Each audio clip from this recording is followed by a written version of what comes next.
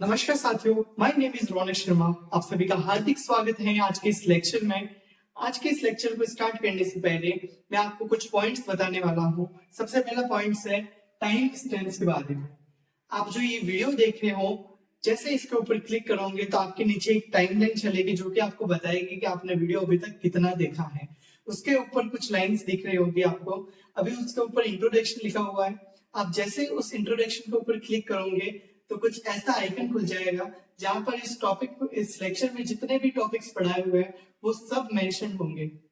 आपको अगर कोई टॉपिक स्किप करके कोई दूसरा टॉपिक पढ़ना है तो डायरेक्ट उस टॉपिक को चूज कर सकते हो, ताकि हमारा वीडियो सीधा उसी जगह पर चला जाएगा और आपको वो टॉपिक का पार्ट प्ले हो जाएगा। पॉइंट है PDF notes available on my Telegram channel. आपको जो भी इस लेक्चर में पढ़ाया जाएगा वो आपको टेलीग्राम चैनल के ऊपर पीडीएफ नोट्स के रूप में मिल जाएगा। उसी के साथ मैं आपको एक बात बताना चाहूंगा, pause the video and solve the question yourself. जैसे ही स्क्रीन के ऊपर क्वेश्चन शो हो जाए, आप सबसे पहले अपने क्वेश्चन को खुद से सॉल्व करने की कोशिश करो। अगर आपका क्वेश्चन खुद से सॉल्व हो जाता है, अगर आपका क्वेश्चन सही ढंग से सॉल्व हो जाता है, तो जब हम आपको क्वेश्चन करवाएंगे तब अपना आंसर मैच कर सकते हैं। अगर क्वेश्चन सॉल्व नहीं होता है तो अपनी गलतियों को देखो और गलतियों को सुधारो। आई होप आपको ये इंट्रोडक्शन समझ में आ गया होगा। आइए हमारे चैप्टर को स्टार्ट करते हैं। चैप्टर का नाम है सॉल्यूशन, जिसको हम मेजरली 5 पार्ट्स में डिवाइड करते हैं, जिसमें पहला पार्ट है कंसंट्रेशन टर्म, दूसरा पार्ट है सॉल्युबिलिटी, जिसको हम 3 पार्ट में फर्दर डिवाइड करते हैं। पहला पार्ट है सॉल्युबिलिटी का सॉलिड इन लिक्विड, दूसरा पार्ट है गैस इन लिक्विड, तीसरा पार्ट है लिक्विड इन लिक्विड। और चैप्टर का चौथा पार्ट देखा जाए तो वो है कॉलिगेटिव प्रॉपर्टीज, और पांचवा पार्ट है वेंट ऑफ फैक्टर, जिसे हम एबनॉर्मल मोलर मास भी कहते हैं। जिसमें सबसे पहले हम पढ़ेंगे कंसंट्रेशन टर्म्स के बारे में। लेकिन कंसंट्रेशन टर्म्स पढ़ने से पहले हम एक बार सॉल्यूशन के बारे में बेसिक पॉइंट जान लेते हैं। Solution is homogeneous in nature. Homogeneous का मतलब होता है uniform compositions throughout the solution. It means component in solution cannot be visible by naked eyes. Solution की जो कंपोजिशन होती है वो through out the solution uniform होती है, एक समान होती है, जिसके कंपोनेंट को हम हमारी आंखों से नहीं देख सकते। Particle size of the solution less than 1 nanometre. जो सॉल्यूशन के पार्टिकल्स होते हैं उनकी साइज लेस देन 1 नैनोमीटर होती हैं। अब हम पढ़ेंगे types of solution on the basis of number of components. Components के आधार पर अब हम सॉल्यूशन के टाइप्स को पढ़ेंगे। सबसे पहला टाइप होता है binary solution. Solution having 2 components, first is solute and second is solvent. Solute and solvent क्या हैं वो हम आगे पढ़ेंगे। बाइनरी सॉल्यूशन एनसीईआरटी में दिया हुआ है, लेकिन बाइनरी सॉल्यूशन के अलावा भी 2 टाइप के सॉल्यूशन होते हैं।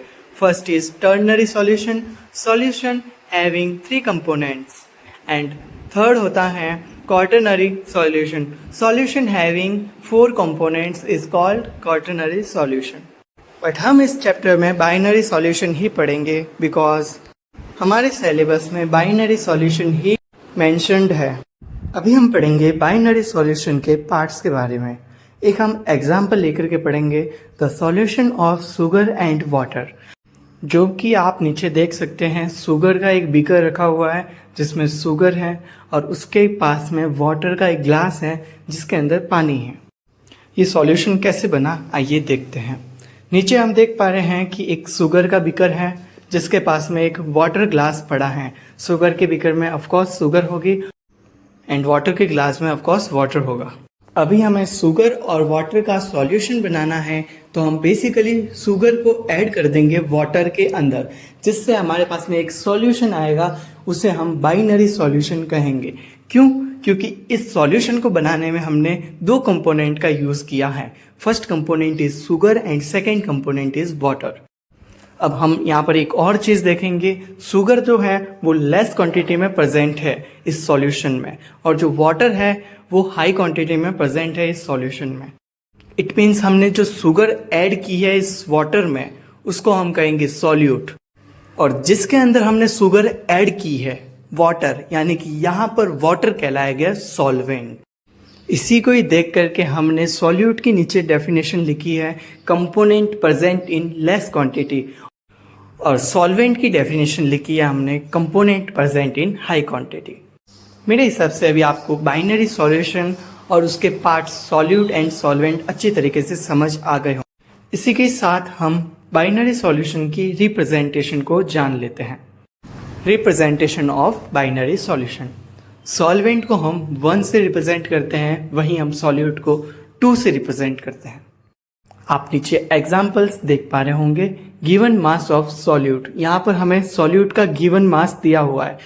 मास को हम W से रिप्रेजेंट करते हैं तथा यहाँ पर हमारे पास में सॉल्यूट का गिवन मास दिया हुआ है, तो हम सॉल्यूट के लिए नंबर 2 यूज करते हैं, तो W के नीचे 2 लिख दिया। वैसे ही नेक्स्ट एग्जाम्पल है हमारे पास में गिवन मास ऑफ सॉल्वेंट। मास को हम W से रिप्रेजेंट करते हैं और सॉल्वेंट को हम 1 से रिप्रेजेंट करते हैं, तो हमने W के नीचे 1 लिख लिया। ऐसे ही हमारे पास में अगला एग्जाम्पल है given molar mass of solute. यहाँ पर हमें सॉल्यूट का मोलर मास दिया हुआ है। मोलर मास को हम m से रिप्रेजेंट करते हैं और सॉल्यूट को हम 2 से रिप्रेजेंट करते हैं, तो इधर हमने m2 लिख दिया। फोर्थ एग्जाम्पल देखें तो given mass of solvent, molar mass को हम m से रिप्रेजेंट करते हैं तो हमने m लिख लिया, और सॉल्वेंट को हम 1 से रिप्रेजेंट करते हैं तो m के नीचे 1 लिख लिया। अभी तक हमने जो भी सॉल्यूशन के टाइप पढ़े हैं वो on the basis of components पे पढ़े हैं। अब हम पढ़ेंगे type of solution on the basis of concentration and quantity of solute. The type of solution on the basis of concentration and quantity of solute is divided into 2 parts.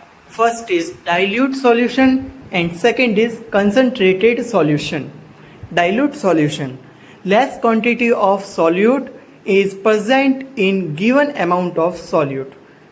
जैसा कि हमने binary solution में पढ़ा था कि solute उसे कहते हैं जो कि लेस क्वांटिटी में प्रेजेंट होता है एक सॉल्यूशन के अंदर, लेकिन डाइल्यूट सॉल्यूशन उसे कहते हैं जहां पर सॉल्यूट बहुत ही लेस क्वांटिटी में प्रेजेंट होता है, उसे डाइल्यूट सॉल्यूशन कहते हैं। अब हम पढ़ेंगे कंसंट्रेटेड सॉल्यूशन के बारे में। Concentrated solution, high quantity of solute present in given amount of solvent. अब कंसंट्रेटेड सॉल्यूशन उसे कहेंगे जिसके अंदर जो सॉल्यूट होता है वो बहुत ही हाई क्वांटिटी में प्रेजेंट होता है इन द सॉल्वेंट। इसी के साथ में हमने सॉल्यूशन के टाइप्स को कंप्लीट कर दिया है। आगे कंसंट्रेशन टर्म्स की ओर बढ़ने से पहले हमें एक 11th का टॉपिक रिवाइज करना बहुत ज़रूरी है, वो है the number of moles of X component.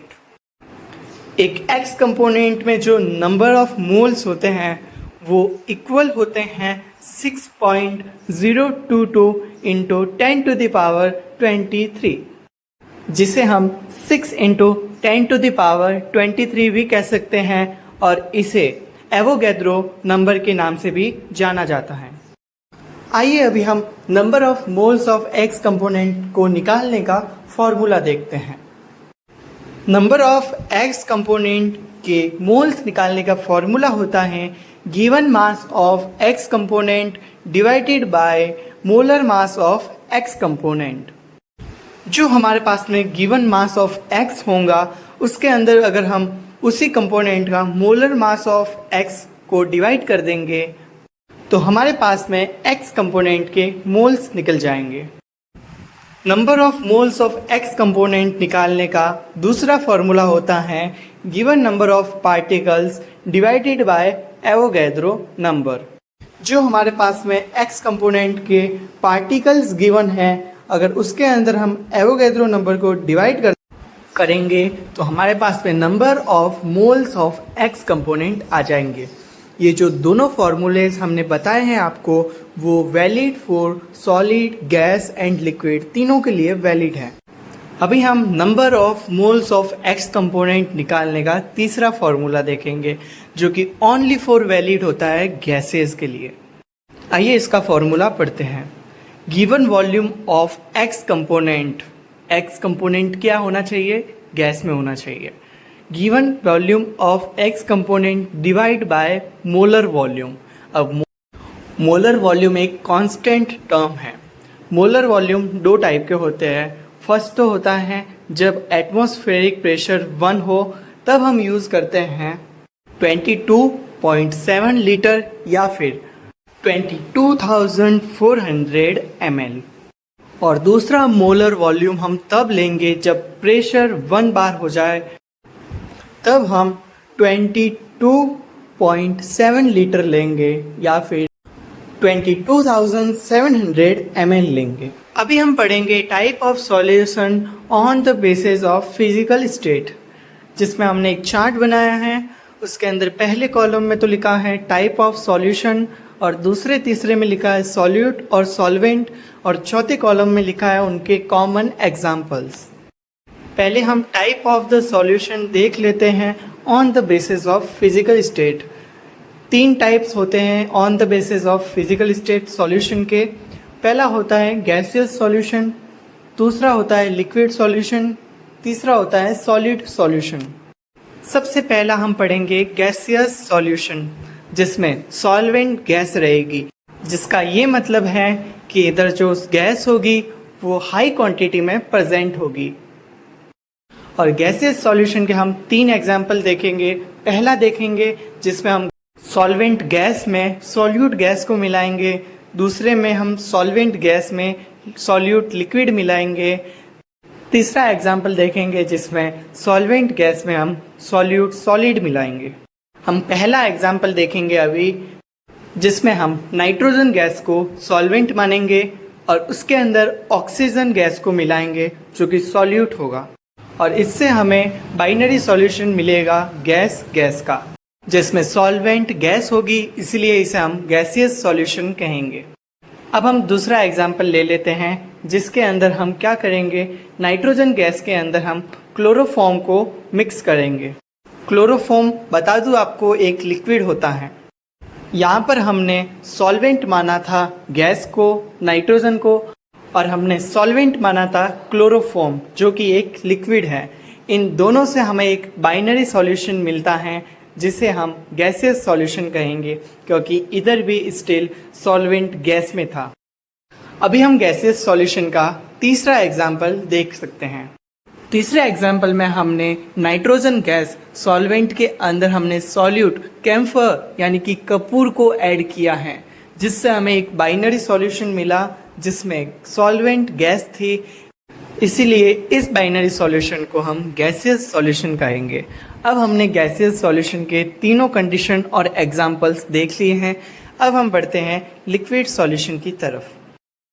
Liquid solution में सॉल्वेंट लिक्विड होगा और सॉल्यूट गैस, लिक्विड, सॉलिड कुछ भी हो सकता है। आइए हम इन तीनों कंडीशन में तीनों एग्जाम्पल्स को देख लेते हैं। पहला एग्जाम्पल देखेंगे हम ऑक्सीजन डिजॉल्व इन वाटर, जिसमें ऑक्सीजन एक गैस है जो कि सॉल्यूट है, which is dissolve in liquid solvent water, जो कि लिक्विड सॉल्वेंट में डिजॉल्व किया गया था, जिससे हमें एक बाइनरी सॉल्यूशन मिला, उसे हमने लिक्विड सॉल्यूशन कहा। अभी हम लिक्विड सॉल्यूशन का दूसरा एग्जाम्पल देखेंगे, इथेनॉल डिजॉल्व्ड इन वाटर, जिसमें इथेनॉल लिक्विड फॉर्म में प्रेजेंट होता है, जो कि इस एग्जाम्पल में सॉल्यूट का काम कर रहा है, जो कि डिजॉल्व होता है वाटर में, और वाटर हमारा लिक्विड सॉल्वेंट है। इट मीन्स इससे हमें एक बाइनरी सॉल्यूशन मिलेगा जो कि लिक्विड सॉल्यूशन कहलाएगा। अब हम लिक्विड सॉल्यूशन का तीसरा एग्जाम्पल देख लेते हैं, ग्लूकोज डिजॉल्व्ड इन वाटर, जिसमें ग्लूकोज सॉलिड सॉल्यूट हैं एंड वाटर लिक्विड सॉल्वेंट है। इट मीन्स इससे एक बाइनरी सॉल्यूशन बनेगा जिसे हम लिक्विड सॉल्यूशन कहेंगे। इसी के साथ हमारा लिक्विड सॉल्यूशन खत्म हुआ। अब हम पढ़ेंगे सॉलिड सॉल्यूशन के बारे में। सॉलिड सॉल्यूशन में सॉलिड सॉल्वेंट होता है और सॉल्यूट कुछ भी हो सकता है, गैस, लिक्विड एंड सॉलिड। आइए हम सॉलिड सॉल्यूशन को भी एक एक एग्जाम्पल के साथ में तीनों कंडीशन में पढ़ते हैं। पहला एग्जाम्पल है solution of hydrogen in palladium, जिसमें हाइड्रोजन हमारा गैस सॉल्यूट है एंड पैलेडियम हमारा सॉलिड सॉल्वेंट है। सॉलिड सॉल्वेंट होने की वजह से हमारे पास में जो बाइनरी सॉल्यूशन तैयार होगा उसे हम सॉलिड सॉल्यूशन कहेंगे। आइए अभी हम दूसरा एग्जाम्पल समझते हैं सॉलिड सॉल्यूशन का, जो कि बहुत ही इम्पोर्टेंट है। Amalgam of mercury with sodium. इस एग्जाम्पल की एक्सप्लेनेशन से पहले मैं अमलगम के बारे में आपको थोड़ा सा बता देता हूँ। अमलगम का मतलब होता है मरकरी के साथ में किसी भी मेटल को मिला देना, जैसा कि यहाँ पर हमने सोडियम को मरकरी के साथ में मिलाया है। लेकिन ये जो मैंने सेंटेंस बोला है उसे ध्यान से समझो, ये सेंटेंस गलत है।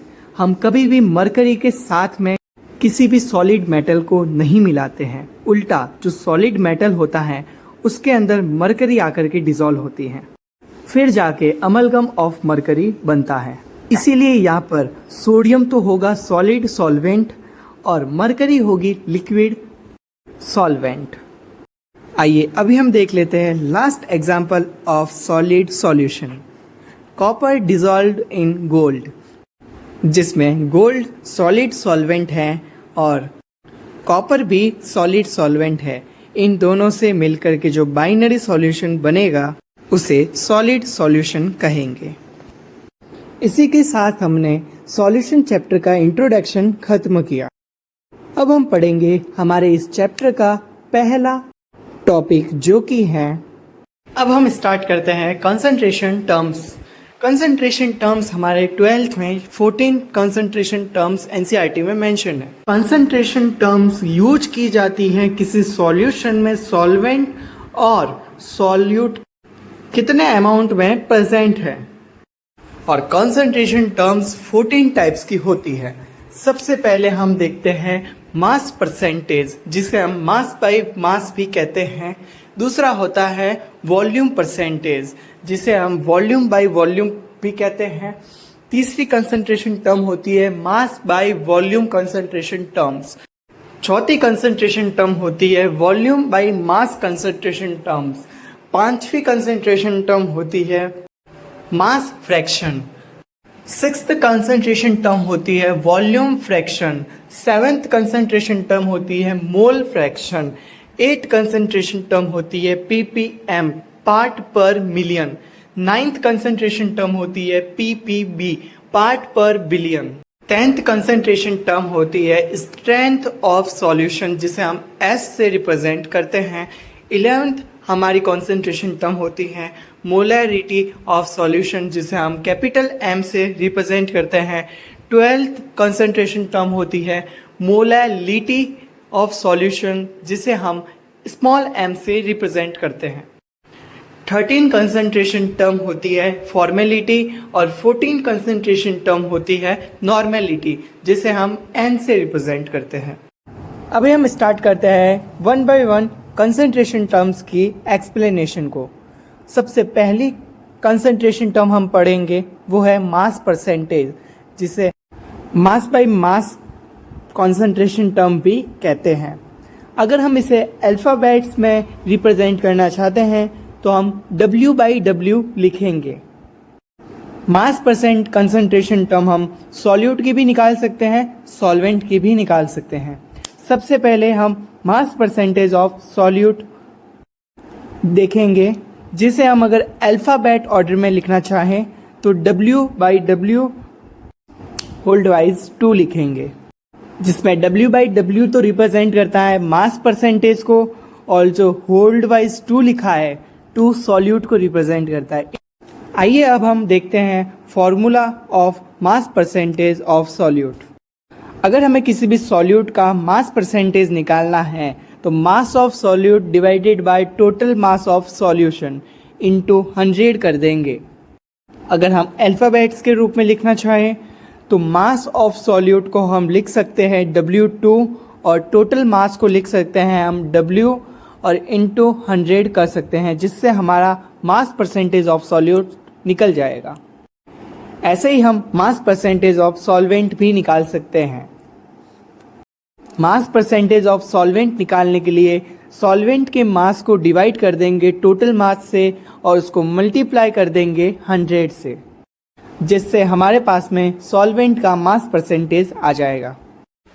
यहाँ पर हमको एक बात जानना बहुत ज़रूरी है कि मास परसेंटेज का आखिरकार यूज़ कहाँ पर होता है।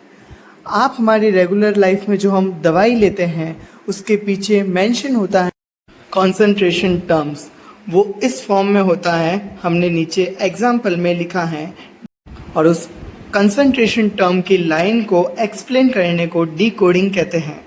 आइए अब हम डिकोडिंग को समझते हैं। हमने एक एग्जाम्पल लिया है 20% W/W यानी मास परसेंटेज। इट मीन्स हम कह सकते हैं मास बाई मास। एक बार वापस से इस लाइन को पढ़ेंगे, 20% W/W HCl एक्वस सॉल्यूशन। अगर हम इसकी डिकोडिंग करने जाएंगे तो एक्वस सॉल्यूशन का मतलब होता है water. It means H2O solvent जिसके अंदर HCl मिला हुआ है, और HCl और वाटर के सॉल्यूशन से हमें एक बाइनरी सॉल्यूशन मिलता है। अगर हम इस लाइन को पढ़े तो इस लाइन में रिप्रेजेंटिंग है 20% HCl aqueous solution. It means 20 gram of HCl present in 100 gram of solution। एक और एग्जाम्पल देखेंगे, बट आपको ये एग्जाम्पल समझ में आ गया होगा। इसी के रिलेटेड एक अगला एग्जाम्पल है 10% W/W NaOH एक्वस सॉल्यूशन, जिसकी अगर हम डिकोडिंग करें तो 10 ग्राम of NaOH is present in 100 gram of solution. अब आपके भी मन में आ रहा होगा कि हमने 100 ग्राम सॉल्यूशन कहाँ से लिया, तो इतना आप भी सोच सकते हो कि परसेंटेज हमेशा 100 में से निकाले जाते हैं।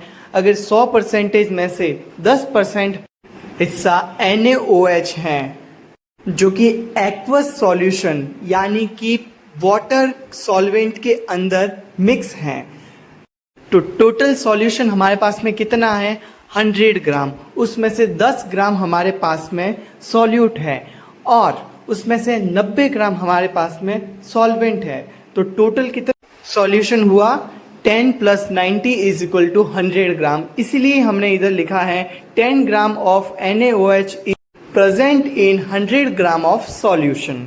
और अभी हम एक क्वेश्चन कर लेते हैं on the basis of mass percentage. Question है 5 × 10⁻³ kg of urea of dissolved in 2 × 10⁻³ kilogram of water, then calculate the percentage by mass of urea। इस क्वेश्चन में हमें यूरिया का मास दिया हुआ है 5 × 10⁻³ किलोग्राम, जिसे हम डिसॉल्व करते हैं 2 × 10⁻³ किलोग्राम ऑफ वाटर में। यहाँ पर ही हमें पता चल जाता है यूरिया हमारा सॉल्यूट है एंड वाटर हमारा सॉल्वेंट है। तो आगे हमें क्वेश्चन में बोला है calculate the mass percentage of urea. तो हमें यूरिया यानी कि सॉल्यूट का मास परसेंटेज निकालना है। तो सबसे पहले हम फॉर्मूला लिख देंगे मास परसेंटेज ऑफ सॉल्यूट का।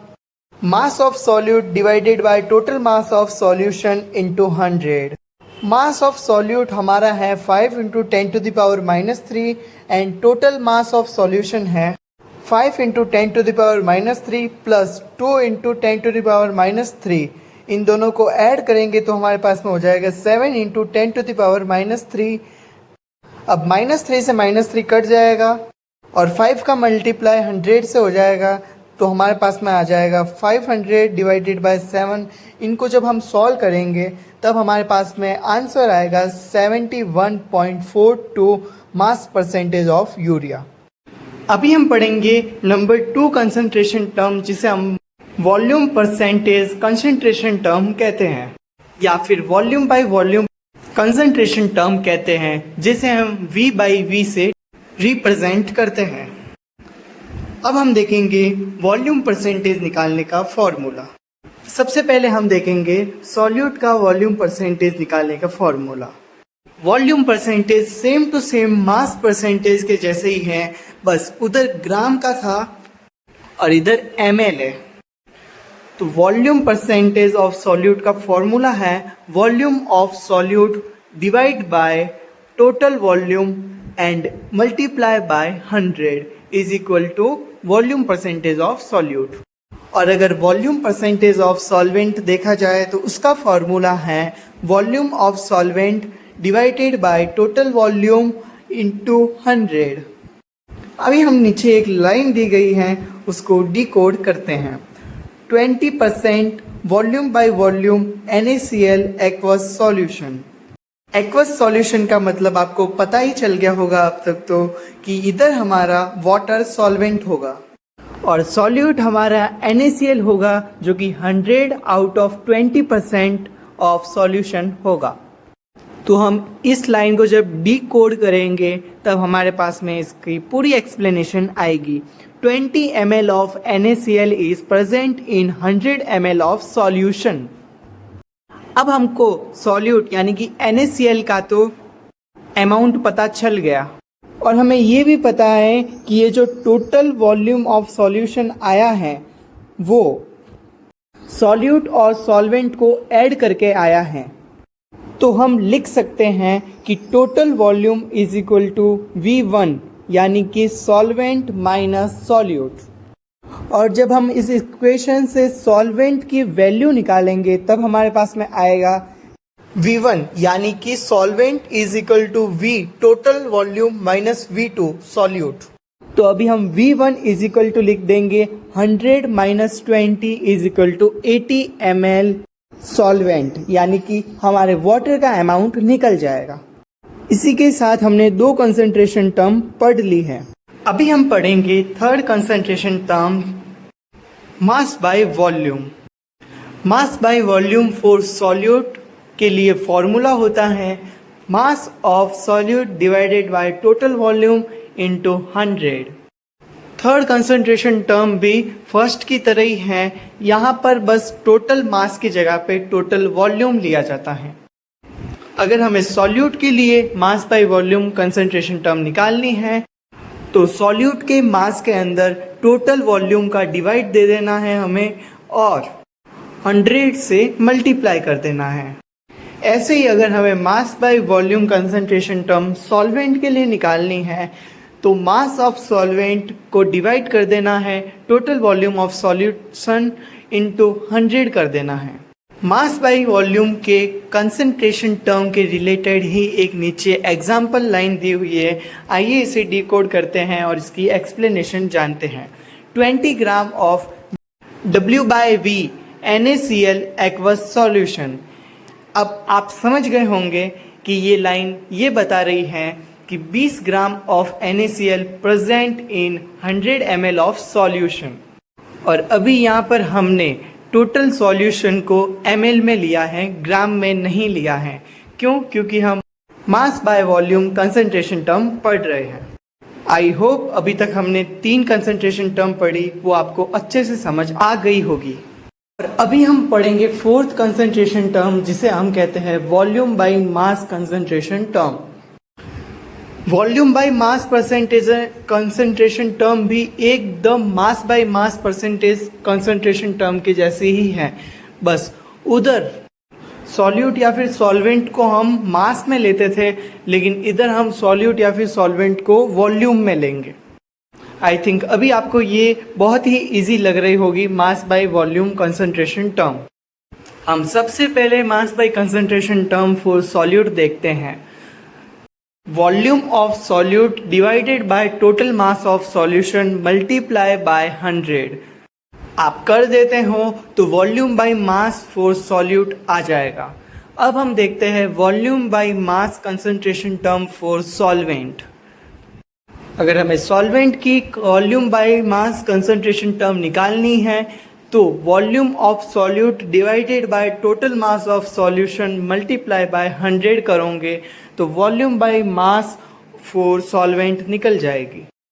अभी हम इसी के रिलेटेड एक नीचे लाइन दी गई है, उसको डीकोड करके एक्सप्लेनेशन के साथ में समझते हैं। 20% volume by mass HCl aqueous solution. इसकी अगर हम एक्सप्लेनेशन देखेंगे तो 20 ml of HCl present in 100 gram of solution. अभी आपकी ये प्रैक्टिस या फिर क्विक रिवीजन के लिए मैंने ये 4 लाइंस दी है। आप वीडियो को पॉज करके इनको अपने रफ नोटबुक में डीकोड करें। आइए अभी इसकी एक्सप्लेनेशन देखते हैं। पहली लाइन की एक्सप्लेनेशन होगी 5 ग्राम of H2SO4 present in 100 gram of water. Second line की एक्सप्लेनेशन होगी 5 ml of H2SO4 present in 100 ml of water. Third line की एक्सप्लेनेशन होगी 5 ml of H2SO4 present in 100 gram of water. Fourth line की explanation होगी 5 ग्राम of H2SO4 present in 100 gram of water. आइए अभी मैं आपको कुछ क्वेश्चंस करवाता हूं जो कि इन्हीं 4 कंसंट्रेशन टर्म्स के ऊपर बेस्ड होंगे। आइए पहला क्वेश्चन पढ़ते हैं। Calculate the volume by volume percentage of solution of 15 ml of alcohol and 16 ml of water of the 15 ml of alcohol जो कि 60 ml of water में डिसॉल्व हो गया है। सबसे पहले हम जो भी क्वेश्चन में गिवन है वो लिख देंगे। अल्कोहल 15 ml, वाटर 60 ml, और जब इनका टोटल वॉल्यूम निकालेंगे हम तो टोटल वॉल्यूम ऑफ सॉल्यूशन आ जाएगा 75 ml। और हमें वॉल्यूम बाय वॉल्यूम परसेंटेज निकालना है अल्कोहल का, तो उसका फॉर्मूला लिख देंगे। फिर जब हम वैल्यू पुट करेंगे उसके अंदर तो हमारे पास में सॉल्व करने के बाद में आ जाएगा 20%। आइए अभी हम अगला क्वेश्चन देखते हैं। Rashida dissolved 40 gram of sugar in 600 ml of sugar solution. Calculate the mass by volume percentage. एक वयस्क मादा है जिसका नाम है राशिदा। वो डिसॉल्व करती है 40 gram of sugar into the 600 ml of sugar solution. तो अभी हमें मास बाय वॉल्यूम परसेंटेज निकालना है। जैसा कि हमारे क्वेश्चन में पूछा गया है मास बाय वॉल्यूम, मतलब कि जो सॉल्यूट होगा वो होगा ग्राम में, जिससे हमें ये पता चल गया कि हमें इधर मास बाय वॉल्यूम परसेंटेज निकालना है शुगर का।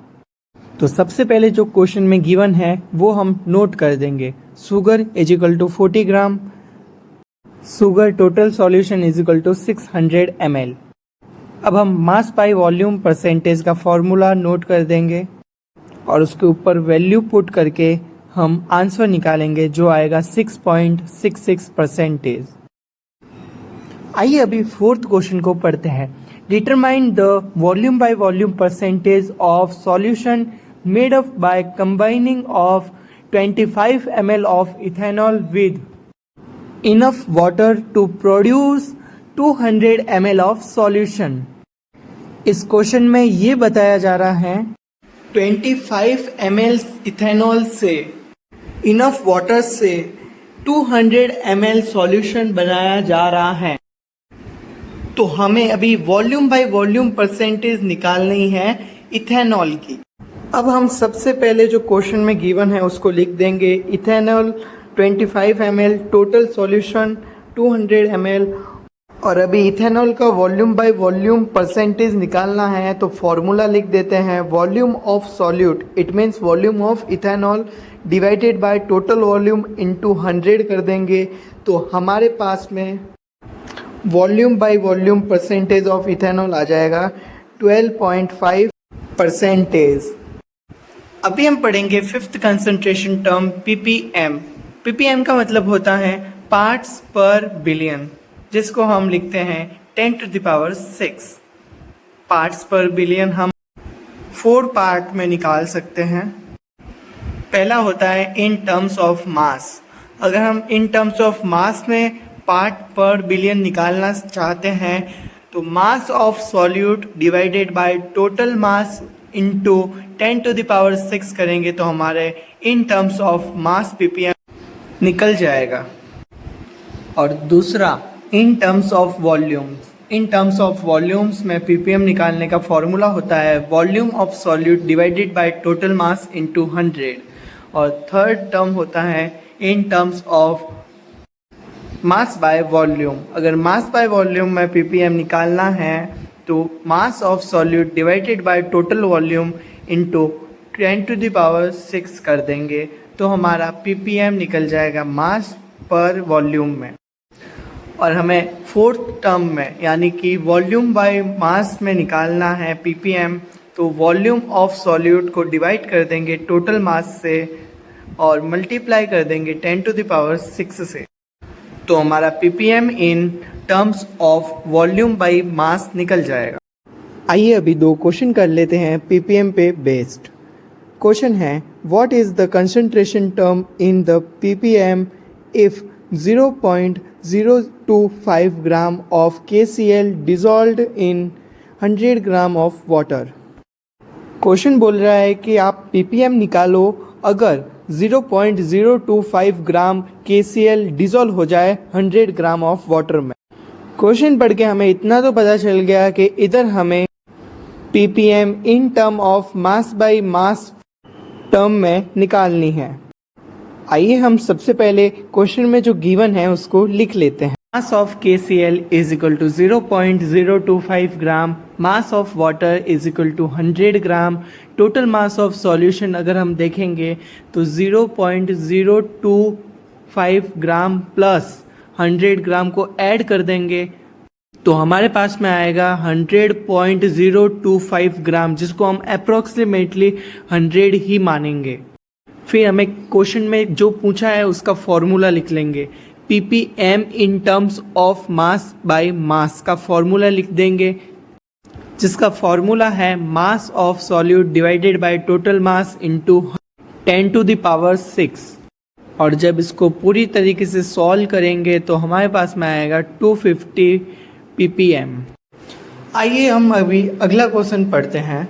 A 500 gram toothpaste sample has 0.2 gram fluoride concentration of fluoride ion in terms of ppm। Question में ये कहा गया है कि 500 ग्राम का एक टूथपेस्ट सैंपल है जिसमें 0.2 ग्राम फ्लोराइड आयन प्रेजेंट है, तो हमें कॉन्सेंट्रेशन टर्म निकालनी है in terms of mass by mass as well as. सबसे पहले हम जो भी क्वेश्चन में गिवन है उसको लिख देते हैं। Mass of toothpaste sample is equal to 500 gram, mass of fluoride is equal to 0.2 gram. अब हमको क्या निकालना है? ppm in terms of mass by mass is equal to, हम इसका फॉर्मूला लिख देंगे mass of solute upon total mass into 10⁻⁶। और जब हम इस फॉर्मूले में वैल्यू रखेंगे तब लास्ट में जाकर के हमारा आंसर आ जाएगा, वो होगा 400 ppm। जो पानी में होता है वो दांतों को while 1.5 ppm causes the tooth become mottled, लेकिन अगर ये 1.5 हो जाए तो ये दांतों के ऊपर पीले धब्बे बनाना स्टार्ट कर देता है। And high concentration of fluoride ion can be poisonous. Water में हाई अमाउंट में फ्लोराइड आयन अगर प्रेजेंट हो जाए तो वो जहरीला भी हो सकता है। For example fluoride is used in rat poison.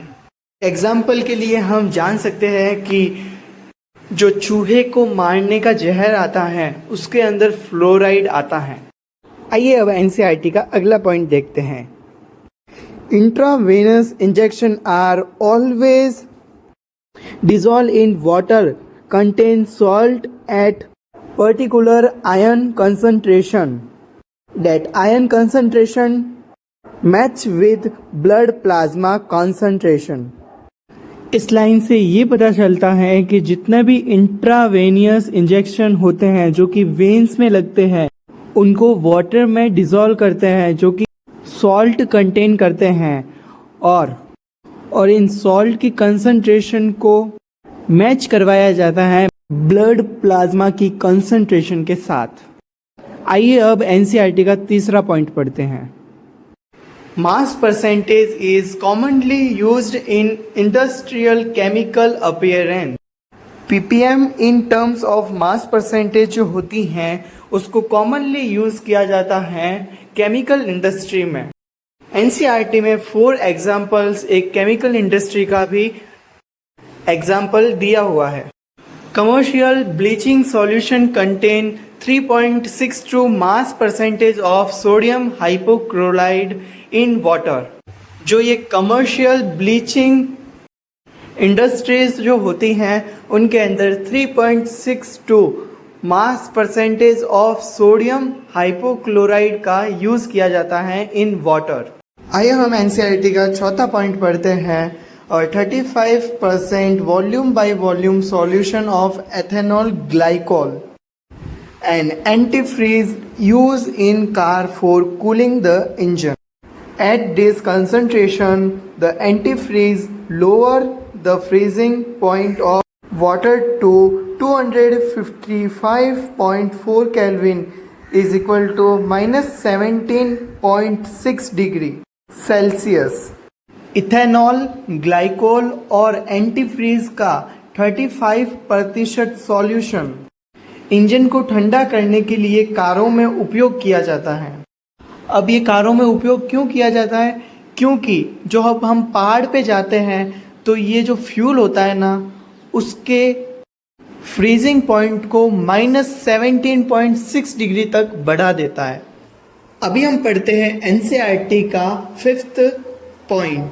A liter of say water which weight 1030 gram contain about 6 into 10 to the power -3 gram of dissolved oxygen. Such a small concentration is also expressed as 5.8 gram per 106 gram of say water, which also expressed as 5.8 ppm।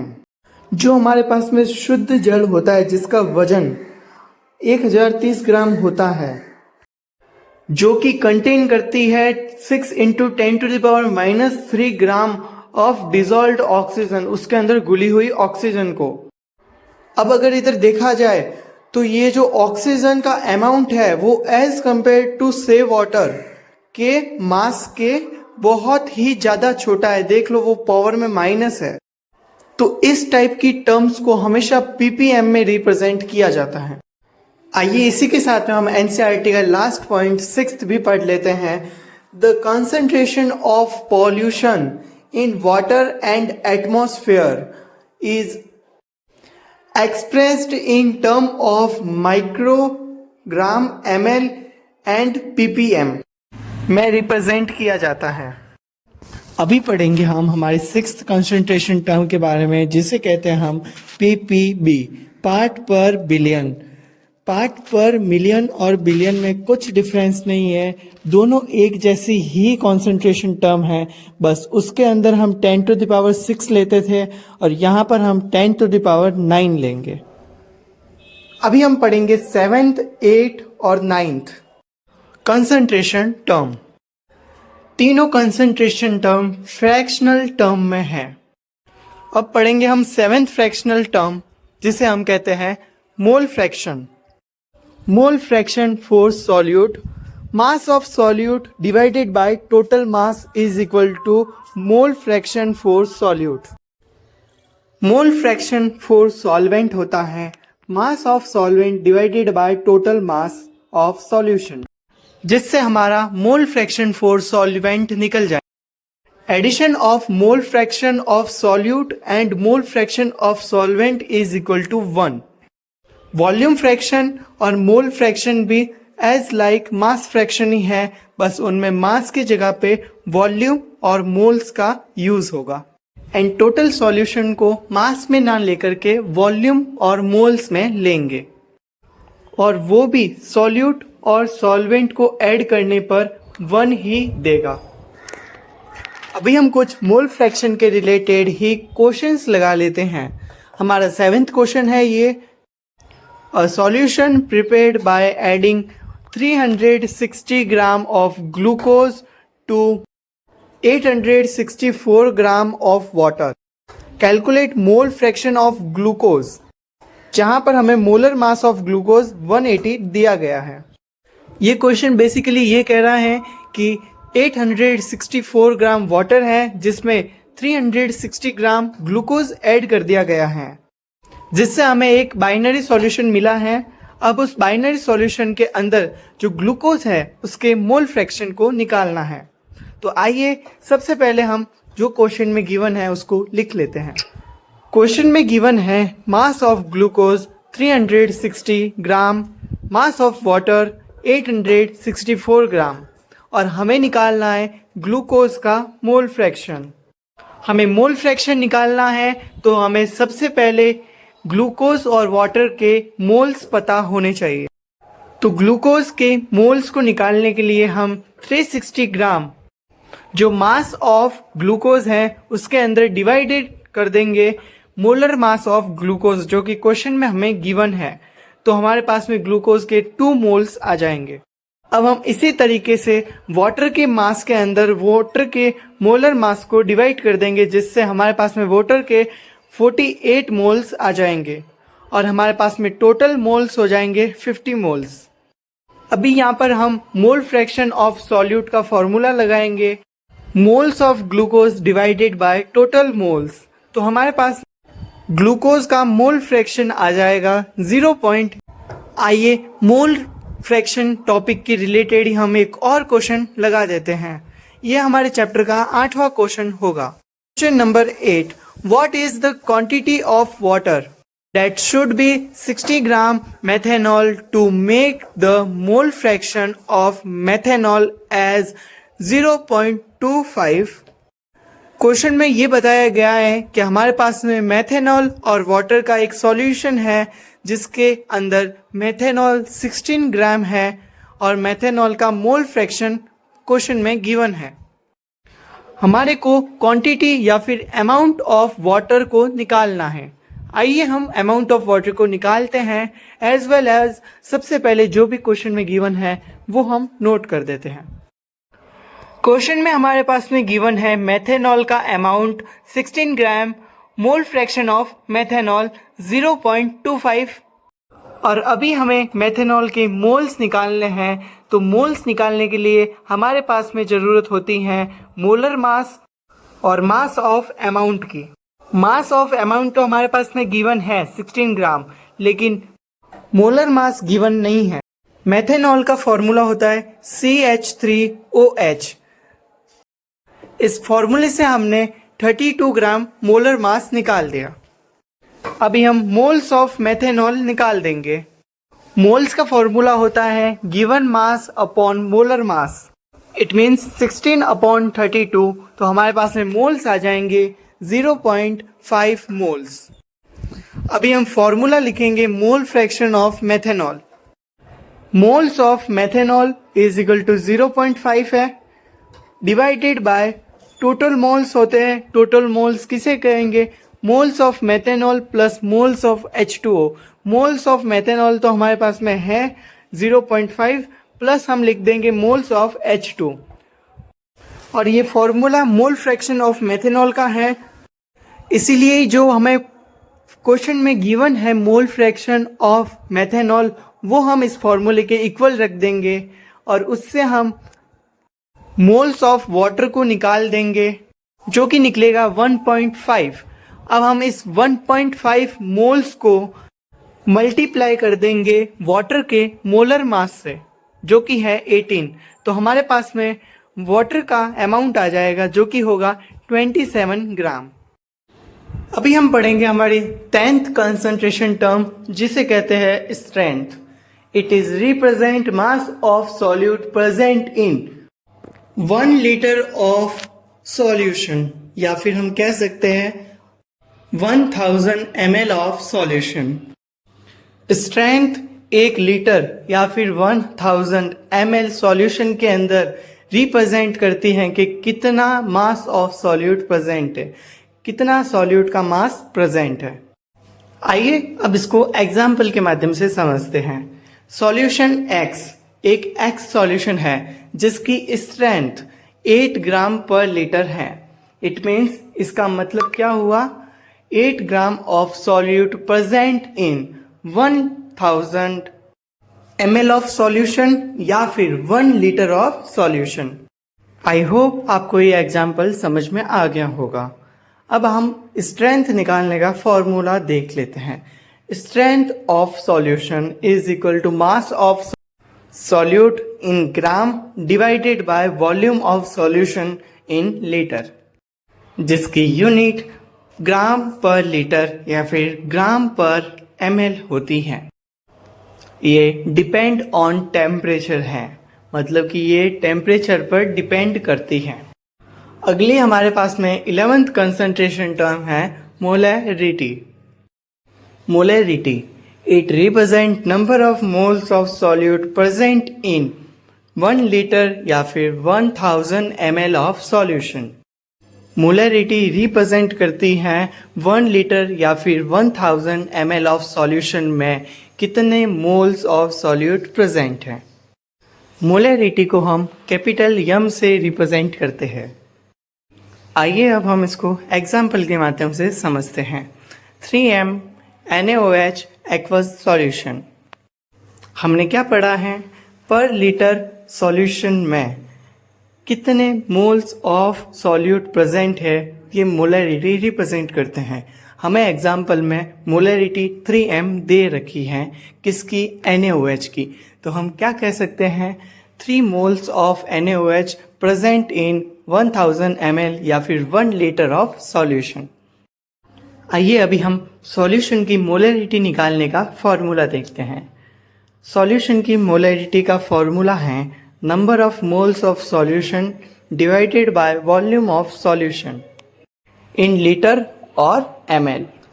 आइए अब molarity और strength के ऊपर कुछ questions हैं, उनको कर देते हैं। Question number 9th, if 1.8 gram glucose present in 200 ml of solution then calculate molarity. इस क्वेश्चन में हमें मोलैरिटी निकालनी है जिसमें हमारे पास में ग्लूकोज और सॉल्यूशन का अमाउंट दिया हुआ है। आइए सबसे पहले जो भी क्वेश्चन के अंदर मेंशन है उसको हम लिख लेते हैं। तो हम लिख लेंगे glucose is equal to 1.8 gram, solution का अमाउंट लिख देंगे 200 ml। अब सॉल्यूशन के ml में दिया हुआ है तो हम इसको लीटर में कन्वर्ट कर देंगे। ml को लीटर में कन्वर्ट करने के लिए ml के अंदर 1000 का डिवाइड देते हैं तो हमारे पास में आ जाता है 0.200 लीटर।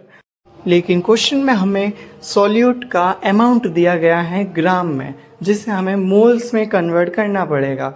मोल्स में कन्वर्ट करने के लिए हमारे पास में सॉल्यूट का पहले मोलर मास होना जरूरी है। मोलर मास किसका, ग्लूकोज का, क्योंकि ग्लूकोज इज अ सॉल्यूट है। सॉल्यूट ग्लूकोज ही क्यों है, क्योंकि ग्लूकोज की इसमें कम अमाउंट दी गई है as compare to solution. Then हम ग्लूकोज के मॉलिक्यूलर फॉर्मूले से मोलर मास निकाल देंगे जो कि आएगा 180 ग्राम। और अभी हम ग्लूकोज का मोल्स आराम से निकाल सकते हैं क्योंकि मोल्स का फॉर्मूला होता है गिवन मास अपॉन मोलर मास। तो हमारे पास में गिवन मास दिया हुआ है 1.8 और मोलर मास है 180। तो अब हम इन दोनों को डिवाइड कर देंगे तो हमारे पास में मोल्स आ जाएगा 0.1 मोल। और अभी हम मोलैरिटी का फॉर्मूला लगाएंगे। मोलैरिटी का फॉर्मूला था moles of solute divided by volume of solution in litre. और अब हम इस फॉर्मूले में हमारी वैल्यू पुट करेंगे तो हमारे पास में आ जाएगा 0.5 molarity of 200 ml of solution. यानी कि हम कह सकते हैं कि 0.5 ग्राम ऑफ सॉल्यूट यानी कि ग्राम ऑफ ग्लूकोज प्रेजेंट इन पर लीटर। आइए अभी हम हमारा 10th क्वेश्चन करते हैं which is based on concentration, जिसे हम मोलैरिटी भी कहते हैं। 6.025 into 10 to the power 20 molecules of acetic acid are present in 500 ml of its solution. Acetic acid का एक सॉल्यूशन है जिसके अंदर 6.025 into 10 to the power 20 molecules present है एसिटिक एसिड के. Find the concentration of solution is. हमें यहाँ पर कंसंट्रेशन यानी कि मोलरिटी बतानी है सॉल्यूशन की. इट मीन्स हमें इधर ये फाइंड करना है कि how many moles of solute present in 1 litre of solution. आइए हम एज वेल एज जो भी क्वेश्चन में दिया हुआ है उसको हम लिख लेते हैं एक बार. हम सबसे पहले लिख लेंगे मॉलिक्यूल्स ऑफ सॉल्यूट यानी कि एसिडिक एसिड के 6.025 into 10 to the power 20. Amount of solution 500 ml. हमें फॉर्मूले में हमेशा लीटर में लेना पड़ता है तो हम इधर ही इसको ml को लीटर में कन्वर्ट कर देंगे. It means 500 divide by 1000 is equal to 0.5 litre. And now हम जब कंसंट्रेशन निकालते हैं यानी जब हम मोलरिटी निकालते हैं तो हमारे पास में उसका फॉर्मूला होता है moles of solute divide by volume of solution in litre. तो हमारे पास में वॉल्यूम ऑफ सॉल्यूशन तो है लीटर में लेकिन हमारे पास में मोल्स नहीं है. लेकिन हमारे पास में क्वेश्चन में मॉलिक्यूल्स ऑफ एसिटिक एसिड दिए हुए हैं. तो आपको पता होगा जब हमारे पास में मॉलिक्यूल्स ऑफ सॉल्यूट दिए हुए होते हैं तो हम उससे मोल कैसे निकालते हैं. मॉलिक्यूल्स ऑफ सॉल्यूट को डिवाइड कर देते हैं एवोगैड्रो नंबर से जो कि है 6.022 इंटू 10 टू द पावर 20. अब हम जो एसिडिक एसिड के मॉलिक्यूल्स है 6.025 इंटू 10 टू द पावर 20 उसको डिवाइड कर देंगे 6.022 इंटू 10 टू द पावर 23 से. 6.025 और 6.22 ये दोनों कट हो जाएंगे. बिकॉज ये पॉइंट में वैल्यू है तो हम इसको अप्रोक्सीमेटली सिमिलर ही समझते हैं तो इसको हम कट कर देंगे. और हम जब 10 टू द पावर 20 और 10 टू द पावर 23 को कट करेंगे तो हमारे पास में लास्ट में आएगा 0.001 मोल्स ऑफ एसिडिक एसिड. अब हमारे पास में सॉल्यूट के मोल्स तो आ गए हैं तो अभी हमें कंसंट्रेशन निकालनी है. कंसंट्रेशन यानी कि मोलरिटी का फॉर्मूला क्या था. Moles of solute divided by volume of solution in litre. अब जब हम इस फॉर्मूले में हमारी वैल्यूज को पुट करेंगे तो हमारे पास में मोलरिटी आ जाएगी 0.002 मोलरिटी. अब हम करते हैं हमारा 11th question which is also based on molarity. आइए अभी हम क्वेश्चन को पढ़ते हैं. Find out the molarity of 98% mass by mass H2SO4. हमारे पास में H2SO4 का मास बाय मास परसेंटेज दिया हुआ है जो कि 98% है और H2SO4 की डेंसिटी भी हमारे पास में गिवन है जो कि है 1.84 ग्राम पर ml. तो अभी हमें मोलरिटी फाइंड आउट करनी है. तो सबसे पहले जो क्वेश्चन में गिवन है वो हम लिख लेंगे. Mass by mass percentage of H2SO4 is equal to 98%. Density of solution is equal to 1.84 gram per ml. सबसे पहले हम स्टार्ट करके लिखेंगे जो कि हमें पता चलता है पहली इंफॉर्मेशन जो गिवन है उससे. पहली इंफॉर्मेशन गिवन है मास बाय मास प्रतिशत of H2SO4 is equal to 98%. अब हम अगर इस लाइन को डिकोड करें तो हमारे पास में आता है स्टार करके लिखा है हमने 98 gram of H2SO4 present in 100 gram of solution. इस लाइन से हमें ये पता चलता है amount of H2SO4 is equal to 98 gram है. तो हमारे पास में अभी सॉल्यूट जो कि H2SO4 है उसका अमाउंट आ गया है तो हम इससे मोल्स भी निकाल सकते हैं. मोल्स निकालने के लिए हमारे पास में होना चाहिए मोलर मास ऑफ H2SO4 जो कि हमने मॉलिक्यूलर फॉर्मूले से निकाला है H2SO4 के जो कि आया है हमारा 98 ग्राम. अब हम H2SO4 के मोल्स निकाल देंगे. मोल्स निकालने के लिए जो गिवन मास था 98 ग्राम, उसको जो हमने मोलर मास निकाला है H2SO4 98 से डिवाइड कर देंगे तो हमारे पास में आएगा 1 मोल। एंड सेकेंड इंफॉर्मेशन हमारे पास में गिवन है डेंसिटी ऑफ सॉल्यूशन। तो हम सबसे पहले डेंसिटी का फॉर्मूला जानते हैं कि डेंसिटी होती है मास अपॉन वॉल्यूम। हमारे पास में टोटल सॉल्यूशन का मास पहली लाइन से हमने डिकोड करके प्राप्त किया है जो कि है 100 ग्राम। अब हम 100 ग्राम जो कि टोटल सॉल्यूशन का मास है उसको पुट कर देंगे डेंसिटी के फॉर्मूले में, और डेंसिटी हमारे को क्वेश्चन में गिवन है 1.84 पर ग्राम ml, जिससे हमारे पास में एक नीचे फॉर्मूला आया हुआ है स्टार करके डेंसिटी लिखा हुआ है, उसके नीचे देख सकते हैं आप 1.84 इज इक्वल टू 100 जो कि हमारा टोटल सॉल्यूशन का मास है, उसके अंदर डिवाइड कर दिया है हमने वॉल्यूम को, और यहाँ से हमने वॉल्यूम की वैल्यू को निकाल दिया है। चूंकि हमारे पास में पूरे सॉल्यूशन की डेंसिटी दी गई थी 1.84 ग्राम पर ml, तो हमारे पास में जो वॉल्यूम होगा वो पूरे सॉल्यूशन का ml में निकलेगा जो कि होगा 54.34 ml। लेकिन हमारा जो मोलरिटी निकालने का फॉर्मूला है उसके अंदर हमें वॉल्यूम्स लीटर में चाहिए होती हैं, तो हम इसको 1000 से डिवाइड कर देंगे, जिसके बाद हमारे पास में वैल्यू आएगी 0.05434 लीटर। अब नीचे हम लिखेंगे मोलरिटी ऑफ सॉल्यूशन। मोलरिटी का फॉर्मूला लिखेंगे moles of solute divide by volume of solution, जो कि हमारे पास में गिवन है moles of solute is equal to 1 हमने फाइंड किया, एंड वॉल्यूम ऑफ सॉल्यूशन है 0.05434 लीटर। जब हम इस मैथमेटिक टर्म को सॉल्व करेंगे तो हमारे पास में आएगा आंसर 18.40 मोलरिटी ऑफ सॉल्यूशन। आइए अभी हम हमारा 12th क्वेश्चन देखते हैं।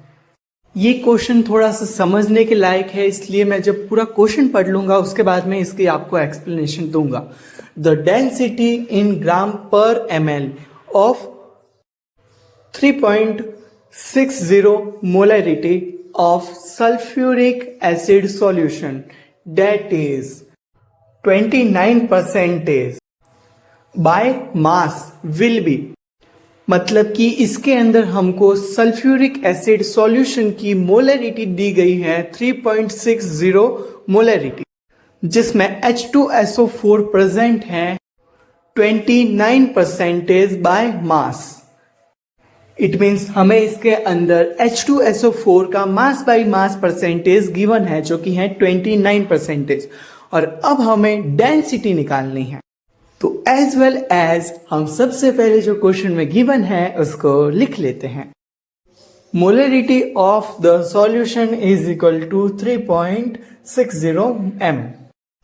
मास by mass percentage of H2SO4 is equal to 29%, जिसको अगर हम डीकोड करेंगे तो हमारे पास में आएगा 29 gram of H2SO present in 100 gram of solution.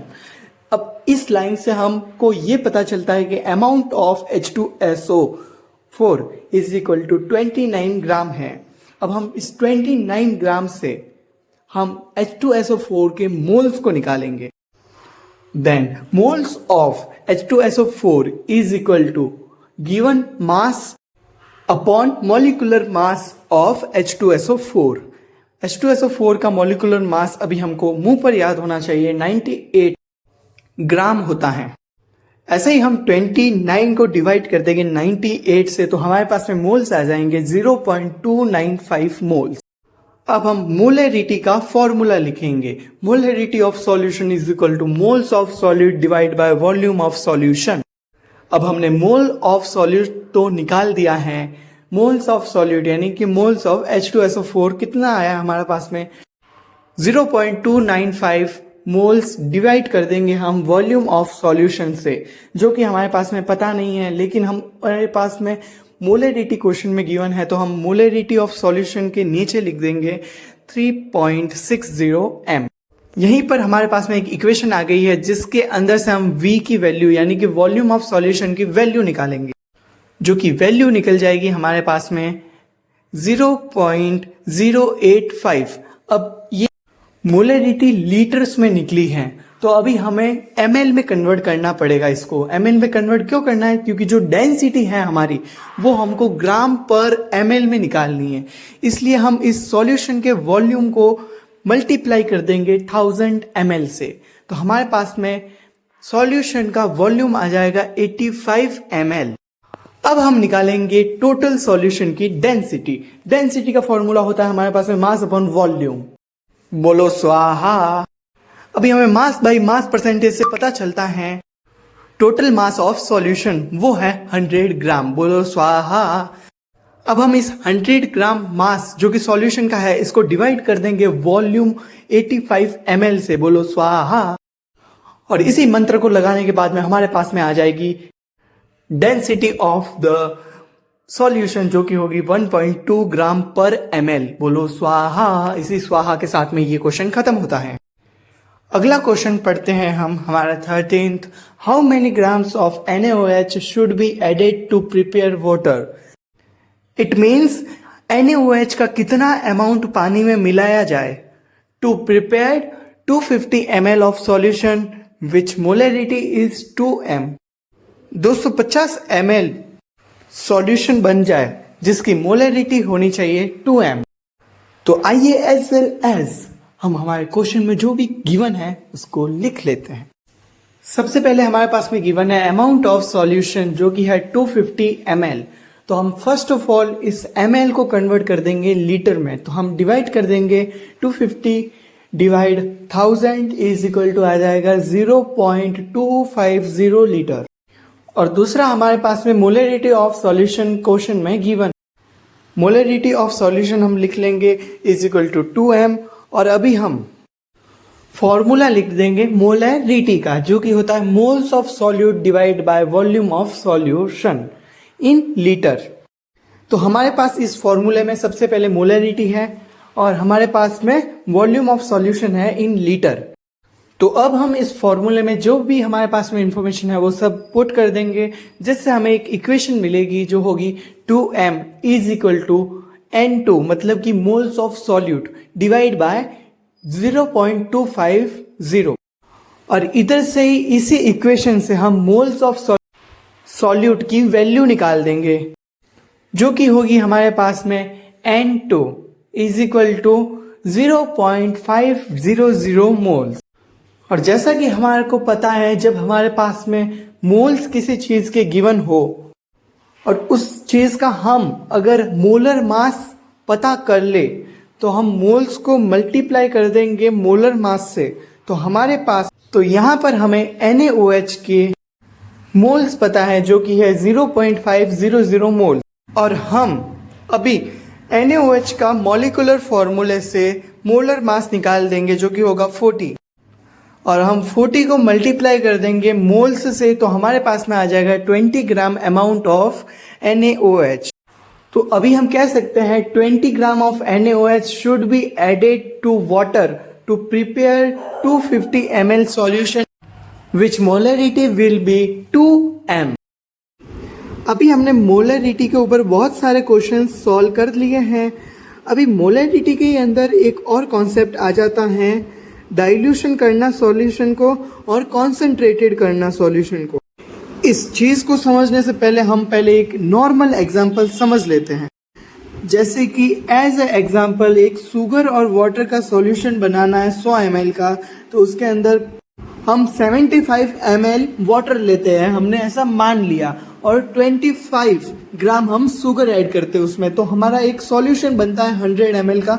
वो नॉर्मल सॉल्यूशन होता है, ना ही तो वो डाइल्यूट है और ना ही वो कॉन्सेंट्रेटेड है। अब हमें इसी नॉर्मल सॉल्यूशन को पहले हम बनाते हैं डाइल्यूट सॉल्यूशन। हमें इसी सॉल्यूशन को, जो हमने पहला सॉल्यूशन बनाया 100 ml वाला, उसको हमें डाइल्यूट करना है अगर, तो हम कैसे करेंगे? हम उसके अंदर ऐड कर देंगे सॉल्वेंट को। सॉल्वेंट क्या है? वाटर। जैसे कि लेट्स सपोज नॉर्मल सॉल्यूशन को बनाने के लिए हमने 75 ml वाटर यूज़ किया था। तो अभी हमको इस वाटर वाले नॉर्मल सॉल्यूशन को डाइल्यूट करना है। तो हम क्या करेंगे, इस जो 75 ml से जो 100 ml वाला नॉर्मल वाटर शुगर का सॉल्यूशन बनाया था, उसके अंदर मान लो हमने 25 ml वाटर और ऐड कर दिया, मतलब कि 25 ml सॉल्वेंट और ऐड कर दिया, जिससे हमारे सॉल्यूशन की टोटल अमाउंट कितनी हो गई, 125 ml। तो ये सॉल्यूशन हमारा डाइल्यूट सॉल्यूशन कहलाएगा। क्यों? क्योंकि जो 25 ग्राम शुगर थी वो तो हमने चेंज की नहीं, तो ये नॉर्मल सॉल्यूशन तो रहा ही नहीं, क्योंकि 25 ग्राम शुगर सही ढंग से मिलती है 75 ml वाटर के साथ में। ऐसा हमने नॉर्मल कंडीशन में पढ़ा था, लेकिन इधर 25 ग्राम शुगर के साथ में हमने 100 ml वाटर डाल दिया, मतलब कि सॉल्यूशन हमारा डाइल्यूट हो गया। तो यहाँ पर हमने क्या किया था, 25 ml सॉल्वेंट को ऐड किया था। इसका मतलब हम कह सकते हैं जब हम नॉर्मल सॉल्यूशन में सॉल्वेंट को ऐड कर देते हैं तो वो सॉल्यूशन डाइल्यूट हो जाता है। अब सॉल्यूशन कंसंट्रेटेड कब होता है वो भी हम जान लेते हैं। जैसे हमने डाइल्यूट सॉल्यूशन में वाटर को ऐड किया था, मतलब कि सॉल्वेंट को ऐड किया था, वैसे ही अगर हमको सॉल्यूशन, मतलब कि जो हम पहले 25 ग्राम शुगर को घोलने के लिए 75 ml वाटर को यूज़ करते थे, अब हम क्या कर देंगे, शुगर का अमाउंट तो से वही रखेंगे, लेकिन हम क्या कर देंगे, वाटर मतलब कि सॉल्वेंट के अमाउंट को घटा देंगे, 75 से 30 कर देंगे। तो हमारा सॉल्यूशन बन करके रेडी होगा 55 ml का। वो सॉल्यूशन कंसंट्रेटेड कहलाएगा।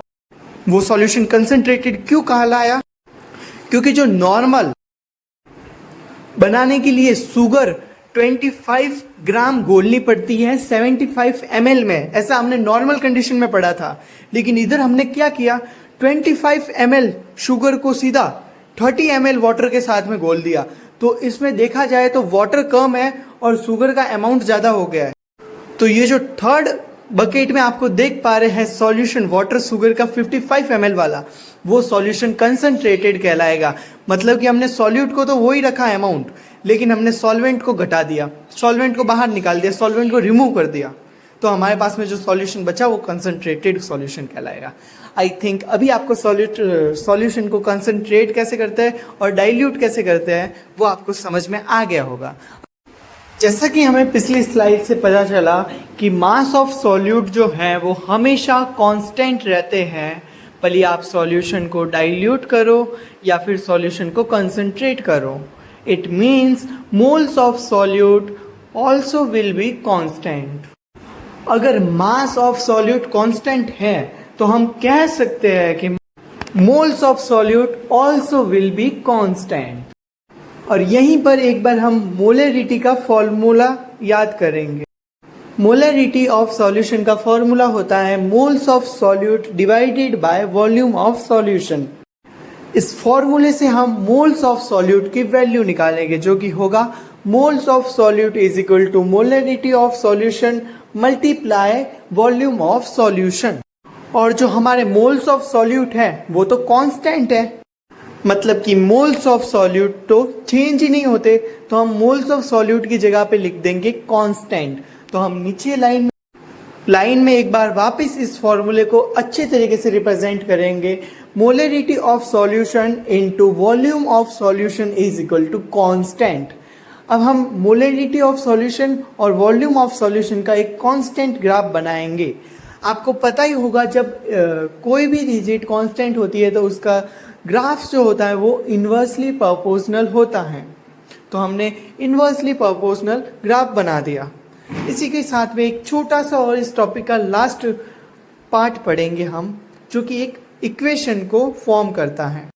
आप अपनी स्क्रीन पे दो बीकर देख पा रहे हैं, जिसके अंदर पहले में जो सॉल्यूशन है उसकी मोलरिटी है M1 और V1 और उसकी जो मोल्स ऑफ सॉल्यूट है वो N1 है। अब इस सॉल्यूशन जो नॉर्मल वाला है इसको हम डाइल्यूट करते हैं। तो हमने डाइल्यूट किया तो क्या क्या चेंज हुआ, मोलरिटी चेंज हो गई जो कि M1 से M2 हो गई, और वॉल्यूम चेंज हो गया जो कि M1 से M2 हो गया। लेकिन इधर हमारे पास में N1 चेंज नहीं हुआ, मतलब कि मोल्स ऑफ सॉल्यूट चेंज नहीं हुए। तो हम जो नॉर्मल केस देखा था उसमें कह सकते हैं N1 is equal to m1 into v1। ये हमारी फर्स्ट इक्वेशन हो जाती है। और सेकेंड, जब हमने सॉल्यूशन को डाइल्यूट किया तब हम कह सकते हैं n1 is equal to m2 into v2। इसको हम इक्वेशन 2 देंगे। अब हम जो इक्वेशन फर्स्ट की वैल्यू थी वो सेकेंड में पुट कर देंगे। इज इक्वल टू हमको एक नई इक्वेशन पता चलेगी जो कि होगी m1 into v1 is equal to m2 into v2। आइए अभी हम हमारे डाइल्यूशन और कॉन्सेंट्रेटेड सॉल्यूशन के ऊपर एक क्वेश्चन कर लेते हैं। हमारा क्वेश्चन नंबर है 14। अ सॉल्यूशन ऑफ 2m, मतलब कि एक सॉल्यूशन है जिसकी मोलरिटी है 2m, इज डाइल्यूटेड 100 टाइम्स। इसको डाइल्यूट करना है 100 times. What will be the new molarity, इसकी नई मोलरिटी क्या होगी। एज वेल एज जैसे कि हम हमारे क्वेश्चन में जो इन्फॉर्मेशन दी हुई होती है वो लिखते हैं, तो सबसे पहले हम जो भी इन्फॉर्मेशन दी हुई है क्वेश्चन में वो लिख लेते हैं। मोलरिटी इनिशियल, जो पहले मोलरिटी थी 100 टाइम डाइल्यूट करने से पहले, वो कितनी थी, वो थी 2m। और अगर इनिशियल वॉल्यूम को देखा जाए तो वो हम मान लेंगे v। अब हम देखेंगे आफ्टर डाइल्यूट वॉल्यूम कितनी होगी, तो उसको हम रिप्रेजेंट करेंगे v2 से। और जैसा कि क्वेश्चन में बताया गया है कि सॉल्यूशन को 100 टाइम्स डाइल्यूट करना है, तो हम इनिशियल जो वॉल्यूम थी उसको मल्टीप्लाई कर देंगे 100 से। तो हमारे पास में जो आफ्टर डाइल्यूट 100 टाइम्स वॉल्यूम होगा वो आ जाएगा 100v। और हमको मोलरिटी आफ्टर डाइल्यूशन ज्ञात करनी है, तो हम सबसे पहले जो हमने पिछली स्लाइड में इक्वेशन पढ़ी थी उसको लगा देते हैं। m1v1 is equal to v2m2, और उसमें m1 की वैल्यू पुट कर देंगे 2, v1 की वैल्यू पुट कर देंगे v, और v2 की वैल्यू पुट कर देंगे 100v, एंड m2 की वैल्यू पुट करेंगे m2 ही। फिर हम v को v से कट कर देंगे और हम m2 की वैल्यू निकालेंगे, जो कि हमारे आएगी 0.05 मोलरिटी। हमने अभी 100 टाइम्स डाइल्यूट करने के बाद की मोलरिटी निकाल दी है। इसी के साथ हम एक छोटा सा टॉपिक और पढ़ देते हैं, मिक्सिंग ऑफ सॉल्यूशन। हमारे पास में इस टॉपिक में 2 सॉल्यूशन होते हैं जिनकी दोनों की मोलरिटी डिफरेंट होती हैं, सॉल्यूशन नंबर 1 और सॉल्यूशन नंबर 2।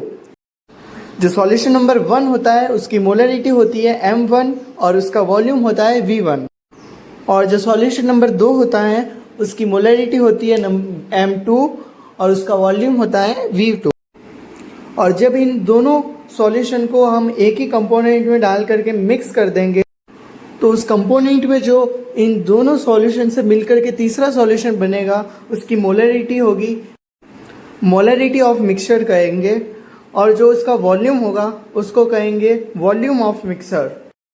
अब ये वॉल्यूम ऑफ मिक्सचर कैसे निकालते हैं, v1 और v2 के वॉल्यूम को ऐड करने से हमारे पास में v मिक्सचर आता है। और इसी टाइप से जब हम m1 और m2 को प्लस कर देंगे तो हमारे पास में तीसरा जो सॉल्यूशन बना है उस मिक्सर की मिक्स मोलरिटी आ जाएगी। और हम इधर एक बात ध्यान रखेंगे, हमने मिक्सिंग ऑफ सॉल्यूशन किया है तब हमारे number of moles of solute constant रहते हैं। इट मीन्स यहाँ पर भी मोल्स ऑफ सॉल्यूट इनिशियल और moles of solute final is equal होंगे। अगर हम इनिशियली देखा जाए मोल्स ऑफ सॉल्यूट, तो वो क्या था, मोल्स ऑफ सॉल्यूट का फॉर्मूला क्या था जो हमने पिछली सीट पर निकाला था, वो था मोलरिटी इनटू वॉल्यूम। तो हमारे पास में मोल्स आ जाते थे। तो यहाँ पर इनिशियल कंडीशन में 2 सॉल्यूशन थे, तो हम क्या लिखेंगे, उन दोनों के मोल्स को निकालेंगे। तो मोल्स दोनों के कैसे निकालेंगे, पहले इनिशियल सॉल्यूशन नंबर 1 था उसके मोल्स निकालेंगे। तो उसके मोल निकालने के लिए क्या करेंगे, हम m1 इंटू v1, फिर हम उसके अंदर ऐड कर देंगे जो सॉल्यूशन नंबर 2 था उसके मोल्स को। तो सॉल्यूशन नंबर 2 के मोल्स कैसे निकालेंगे, हम m2 इंटू v2। अब जब इन दोनों को ऐड कर देंगे सॉल्यूशन नंबर 1 के मोल और सॉल्यूशन नंबर 2 के मोल, तो हमारे पास जो मिक्सचर बना था लास्ट में उसके मोल्स आ जाएंगे। तो इन दोनों के मोल्स के इक्वल लिख सकते हैं हम M mixture into V mixture. इसका मतलब हम कह सकते हैं molarity of mixture into volume of mixture. और यहाँ पर हमें एक इक्वेशन मिल जाएगी जो कि है M1V1 plus M2V2 equal to M mixture into V mixture. M mixture का मतलब है मोलैरिटी ऑफ मिक्सचर, तो हमें मोलैरिटी ऑफ मिक्सचर का फॉर्मूला निकालना है। तो हम इधर से मोलैरिटी ऑफ मिक्सचर का वैल्यू निकाल देंगे। तो वो मोलैरिटी ऑफ मिक्सचर क्या आएगा, वो आएगा M1V1 plus M2V2 divide by volume of mixture. और यहीं पर हमारे मिक्सचर की जो मोलैरिटी होती है वो निकालने का फॉर्मूला आ जाता है। इसके ऊपर बहुत सारे क्वेश्चन आते हैं। आइए अभी हम मिक्सिंग ऑफ सॉल्यूशन के ऊपर कुछ क्वेश्चन कर लेते हैं। Question number 15, a mixture is formed by mixing 2 litre of 2 molarity HCl and 3 litre of 1 molarity HCl। Calculate. इस क्वेश्चन में हमको मोलैरिटी फाइंड करनी है, जहाँ पर हमारे पास में 2 टाइप के HCl दिए हुए हैं। फर्स्ट HCl दिया हुआ है 2 लीटर जिसकी मोलैरिटी है 2m एंड दूसरा HCl दिया हुआ है जिसका अमाउंट है 3 लीटर और उसकी मोलैरिटी है 1m। तो हमारे पास में मिक्सचर का मोलैरिटी कितना होगा वो बताना है। तो हम सबसे पहले जो भी क्वेश्चन में दिया हुआ है उसको लिख लेंगे। HCl solution number 1 which volume is 2 liter, molarity is 2m. HCl solution number 2, volume is 3 liter and molarity is 1 liter. हमारे पास में वो गिवन इंफॉर्मेशन सब हैं जो कि एक मोलैरिटी ऑफ मिक्सचर के फॉर्मूले में ज़रूरत होती हैं। तो हम इन सब वैल्यू को पुट कर देते हैं मोलैरिटी ऑफ मिक्सचर के फॉर्मूले में, और जिससे हमारे पास में 1.4 मोलैरिटी आंसर आ जाएगा ऑफ मिक्सचर। अब हम पढ़ेंगे हमारी 12th कंसंट्रेशन टर्म के बारे में जो कि है molarity. It represent number of moles of solute present in पर 1 kg या फिर 1000 ग्राम ऑफ सॉल्वेंट। जो मोलैरिटी होती है ये कंसंट्रेशन टर्म हमको ये बताती है कि पर 1 किलो या फिर 1000 ग्राम सॉल्वेंट में कितने मोल्स ऑफ सॉल्यूट प्रेजेंट है। तो आइए हम एक एग्जांपल के द्वारा समझते हैं इस मोलैरिटी को। 3 moles of NaOH aqueous solution. 3 moles of NaOH aqueous solution से ये पता चलता है कि 3 moles of NaOH is present in 1000 ग्राम या फिर 1 kg ऑफ H2O। मतलब कि ये जो लाइन है 3 moles of NaOH aqueous solution ये बता रही है कि 1 किलो या फिर 1000 ग्राम के अंदर 3 मोल NaOH के प्रेजेंट हैं।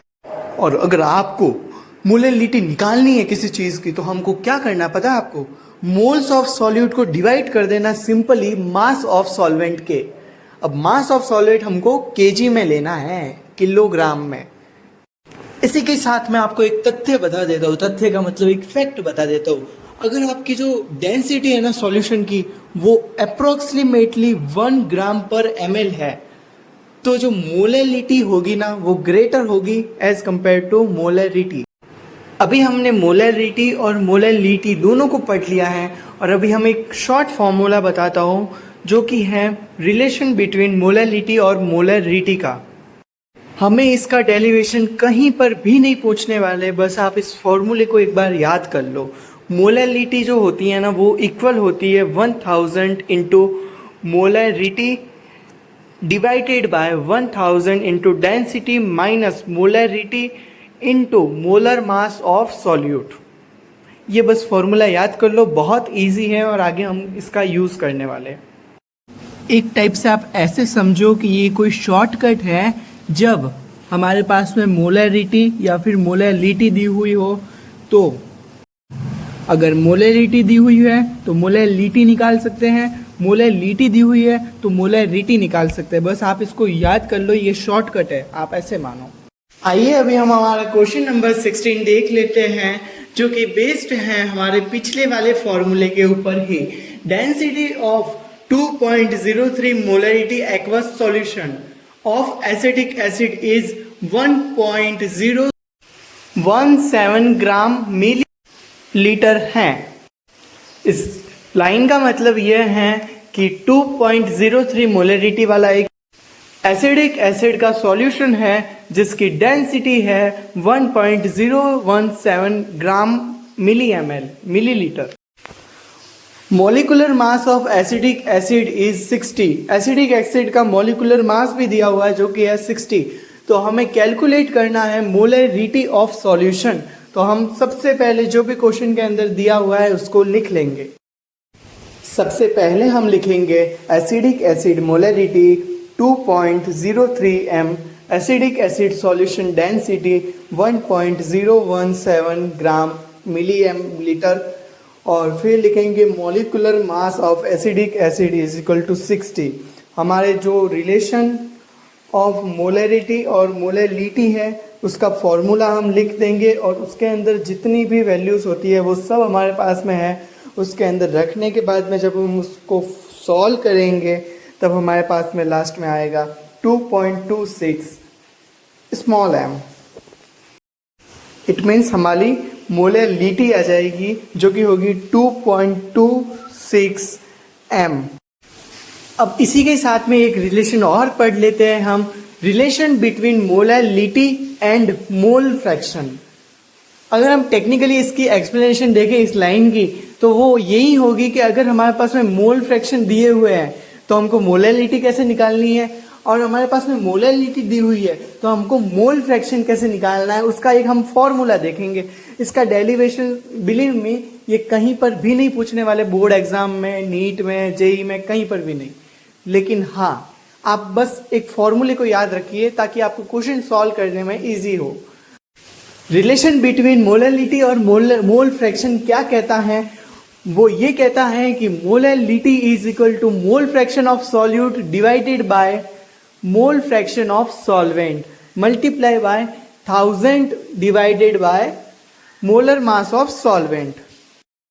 आइए अब हमारा क्वेश्चन नंबर 17 हम देख लेते हैं जो कि बेस्ड है relation between molarity and mole fraction. आइए पढ़ते हैं क्वेश्चन, और क्वेश्चन क्या कहता है उसको समझते हैं। Mole fraction of A in H2O is 0.2. The molarity of A in H2O is, इस क्वेश्चन में हमको एक कोई सॉल्यूट दिया गया है जिसका मोल फ्रैक्शन है H2O में 0.2। तो हमें इसकी मोलरिटी निकालनी है सॉल्यूट A की। आइए अब इस क्वेश्चन को सॉल्व करते हैं। सबसे पहले जो भी दिया हुआ है वो हम लिख लेते हैं। क्वेश्चन में ये बोला गया है कि A की in the H2O mole fraction 0.2 है, मतलब कि A तो है सॉल्यूट एंड H2O है जो कि है सॉल्वेंट। तो हम लिख लेंगे mole fraction of A solute is equal to 0.2। अब हम इधर स्टार करके लिखेंगे मोल फ्रैक्शन ऑफ H2O। ये मोल फ्रैक्शन ऑफ H2O हमको निकालना पड़ेगा। हमने मोल फ्रैक्शन कंसंट्रेशन टर्म पढ़ते टाइम एक चीज़ सीखी थी कि सॉल्यूट प्लस सॉल्वेंट इन दोनों का मोल फ्रैक्शन होता है 1 के इक्वल। तो हम लिख लेंगे mole fraction of solute plus mole fraction of solvent is equal to 1।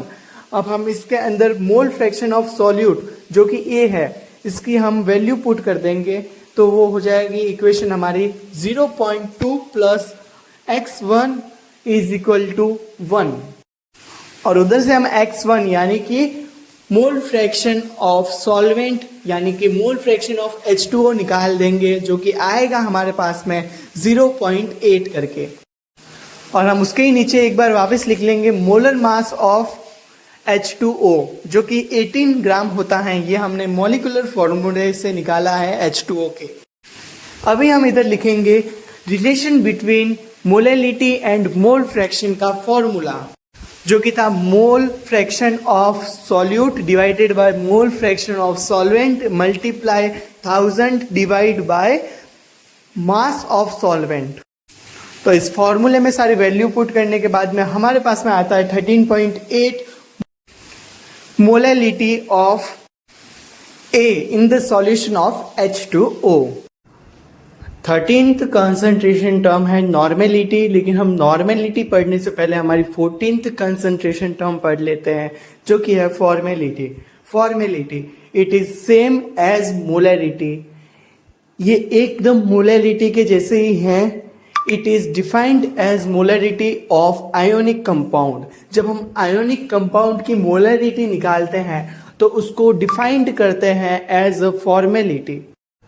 Formality एक टेम्परेचर डिपेंडेंट कंसंट्रेशन टर्म है जिसका फॉर्मूला और मोलैरिटी का फॉर्मूला सेम है।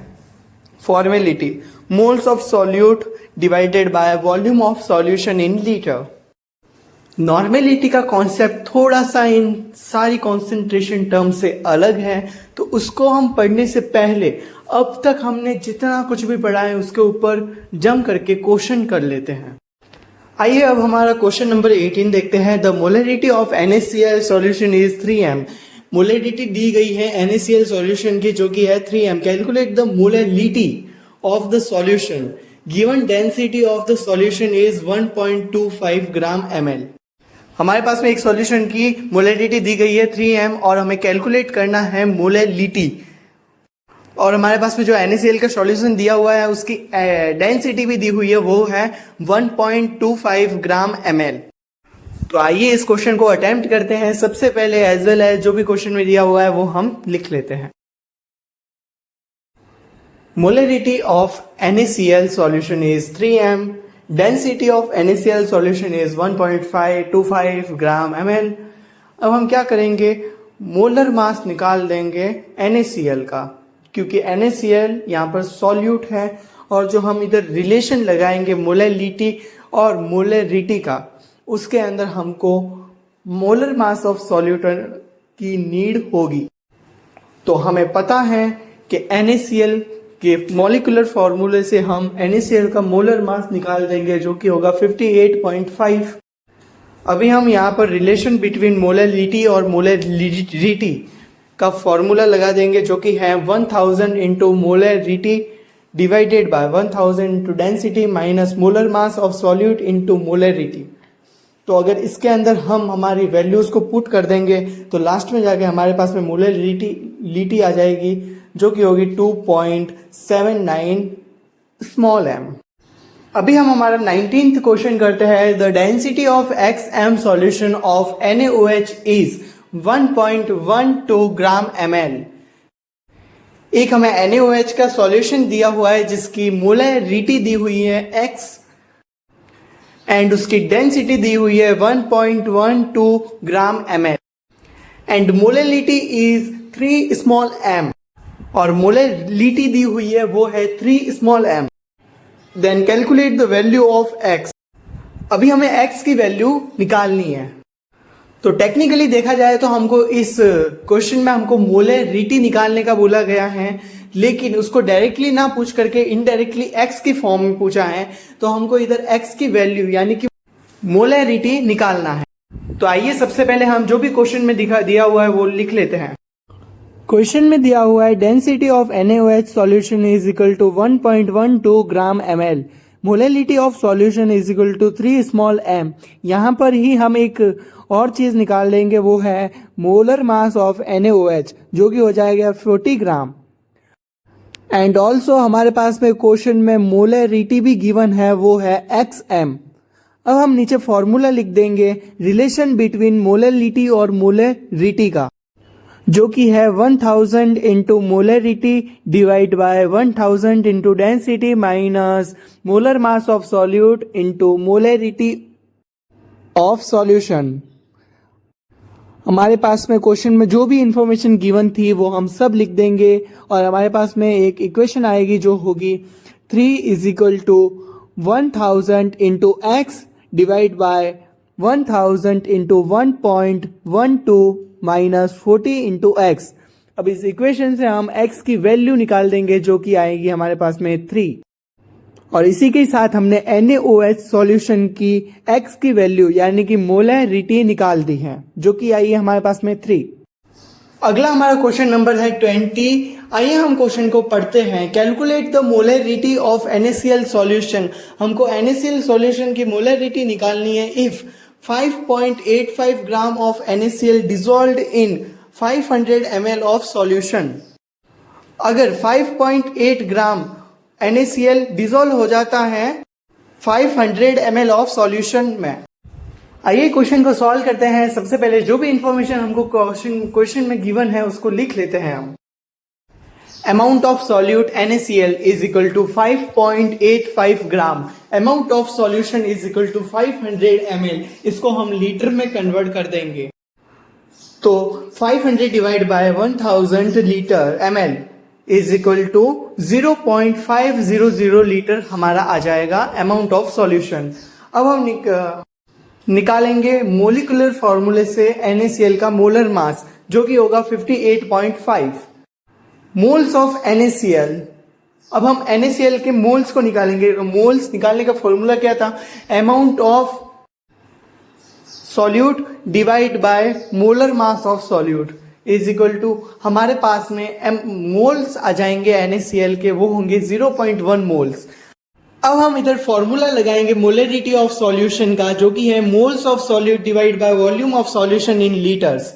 तो हम इस फॉर्मूले में हमारे मोल्स की वैल्यू, मोल्स ऑफ सॉल्यूट की वैल्यू पुट करेंगे 0.1 और वॉल्यूम ऑफ सॉल्यूशन की वैल्यू पुट करेंगे इन लीटर्स में, वो होगी 0.500।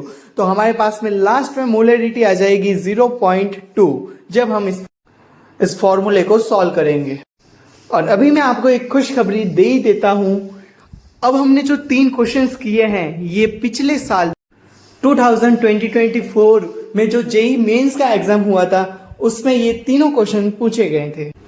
अभी हम पढ़ेंगे हमारी लास्ट कंसंट्रेशन टर्म जिसे हम नॉर्मेलिटी कहते हैं और उसको कैपिटल N से रिप्रेजेंट किया जाता है।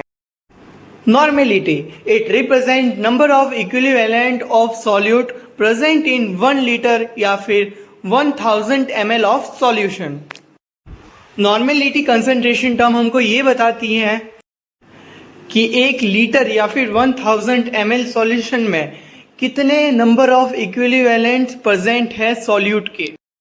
आप टेंशन ना ले, ये इक्विवेलेंट क्या चीज है वो हम सब आगे जाकर के समझेंगे। एक बार हम नॉर्मेलिटी का फॉर्मूला देख लेते हैं। Number of equivalent of solute divided by volume of solution in litre. ये टेम्परेचर डिपेंडेंट कंसंट्रेशन टर्म है जिसकी यूनिट है इक्विवेलेंट पर लीटर, या फिर हम इसे नॉर्मल से रिप्रेजेंट करते हैं या फिर इसे कैपिटल N से भी रिप्रेजेंट करते हैं। हम इक्विवेलेंट को समझने से पहले एक छोटा सा टॉपिक पढ़ेंगे जो कि है N फैक्टर। आइए समझते हैं N फैक्टर क्या है। N factor it means the number of electron gain and loss per atom during reaction। N factor जो होता है वो हमको नंबर ऑफ इलेक्ट्रॉन्स बताता है जो कि एक रिएक्शन के दौरान गेन किए जाते हैं या फिर लॉस किए जाते हैं। हमें 8 चीजों का N फैक्टर निकालना आना चाहिए। Atom, ion, acid, base, salt, oxidation, reduction या फिर बैलेंस रेडॉक्स रिएक्शन का। आइए हम 1 बाय 1 करके समझते हैं। सबसे पहले एटम के लिए अगर हमको N फैक्टर निकालना है तो हमें एटम की वैलेंसी को मोड में लेना पड़ेगा, मतलब कि एटम की वैलेंसी को पॉजिटिव में लेना पड़ेगा।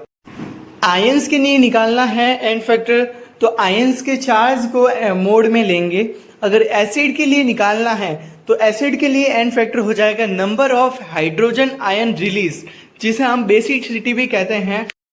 एसिड के लिए बेसिसिटी ही N फैक्टर होगा। और अगर बेस के लिए देखा जाए तो number of OH minus ion released या फिर number of hydrogen plus ion accept, मतलब कि जो बेस है उसने कितने हाइड्रोजन प्लस आयन को एक्सेप्ट किया है या फिर कितने OH माइनस आयन को रिलीज किया है, जिसे हम एसिडिटी भी कहते हैं। तो बेस के लिए जो एसिडिटी होती है वो ही N फैक्टर होता है। अगर हम सॉल्ट के लिए देखें तो सॉल्ट के लिए हो जाएगा चार्ज ऑन कैटायन या फिर एनायन। जो सॉल्ट के ऊपर एनायन या फिर कैटायन के ऊपर चार्ज होता है वो इस सॉल्ट के लिए N फैक्टर होता है। अगर ऑक्सीडेशन के लिए देखा जाए तो नंबर ऑफ इलेक्ट्रॉन लॉस या फिर इंक्रीज इन ऑक्सीडेशन नंबर, जितना इंक्रीज हो रहा है ऑक्सीडेशन नंबर में या फिर जितने इलेक्ट्रॉन लॉस हो रहे हैं ऑक्सीडेशन में, इनके नंबर ही ऑक्सीडेशन के लिए एन फैक्टर कहलाएंगे। और अगर रिडक्शन हो रहा है तो नंबर ऑफ इलेक्ट्रॉन गेन या फिर decrease in oxidation number, reduction के लिए ये जो नंबर निकल करके आएंगे वही होगा एन फैक्टर। और लास्ट हम समझते हैं बैलेंस रेडॉक्स रिएक्शन के लिए इंक्रीज इन ऑक्सीडेशन नंबर या equal decrease in oxidation number, इनको इक्वल कर दो, हमारे बैलेंस रिएक्शन का एक नंबर निकल करके आ जाएगा जो कि होगा एन फैक्टर। आई होप आपको एन फैक्टर निकालना आ गया होगा। अभी हमने एन फैक्टर पढ़ लिया है तो नॉर्मेलिटी को हमने समझना बहुत आसान हो जाएगा हमारे लिए। तो जैसे कि हमने नॉर्मेलिटी का फॉर्मूला पढ़ा था कि number of equivalent of solute divide by volume of solution in litre. अगर हम ये प्रोसेस करते हैं तो हमारे पास में नॉर्मेलिटी निकल जाएगी। अब हम सीखेंगे नॉर्मेलिटी के फॉर्मूले में जो number of equivalent of solute आ रहा है वो कैसे निकालेंगे। तो उसको निकालने का फॉर्मूला हमारे पास में सेकंड फॉर्मूला है जो कि है number of equivalent is equal to given mass upon equivalent mass. अब आप भी कहोगे यार ये कौन सी नई बला है, ये इक्विवेलेंट मास क्या होता है। तो आइए अभी हम इक्विवेलेंट मास भी आपको निकालना सिखाएंगे और यहाँ पर आपको पता चलेगा कि मैंने आपको एन फैक्टर निकालना क्यों सिखाया था। Equivalent mass is equal to molar mass upon n factor.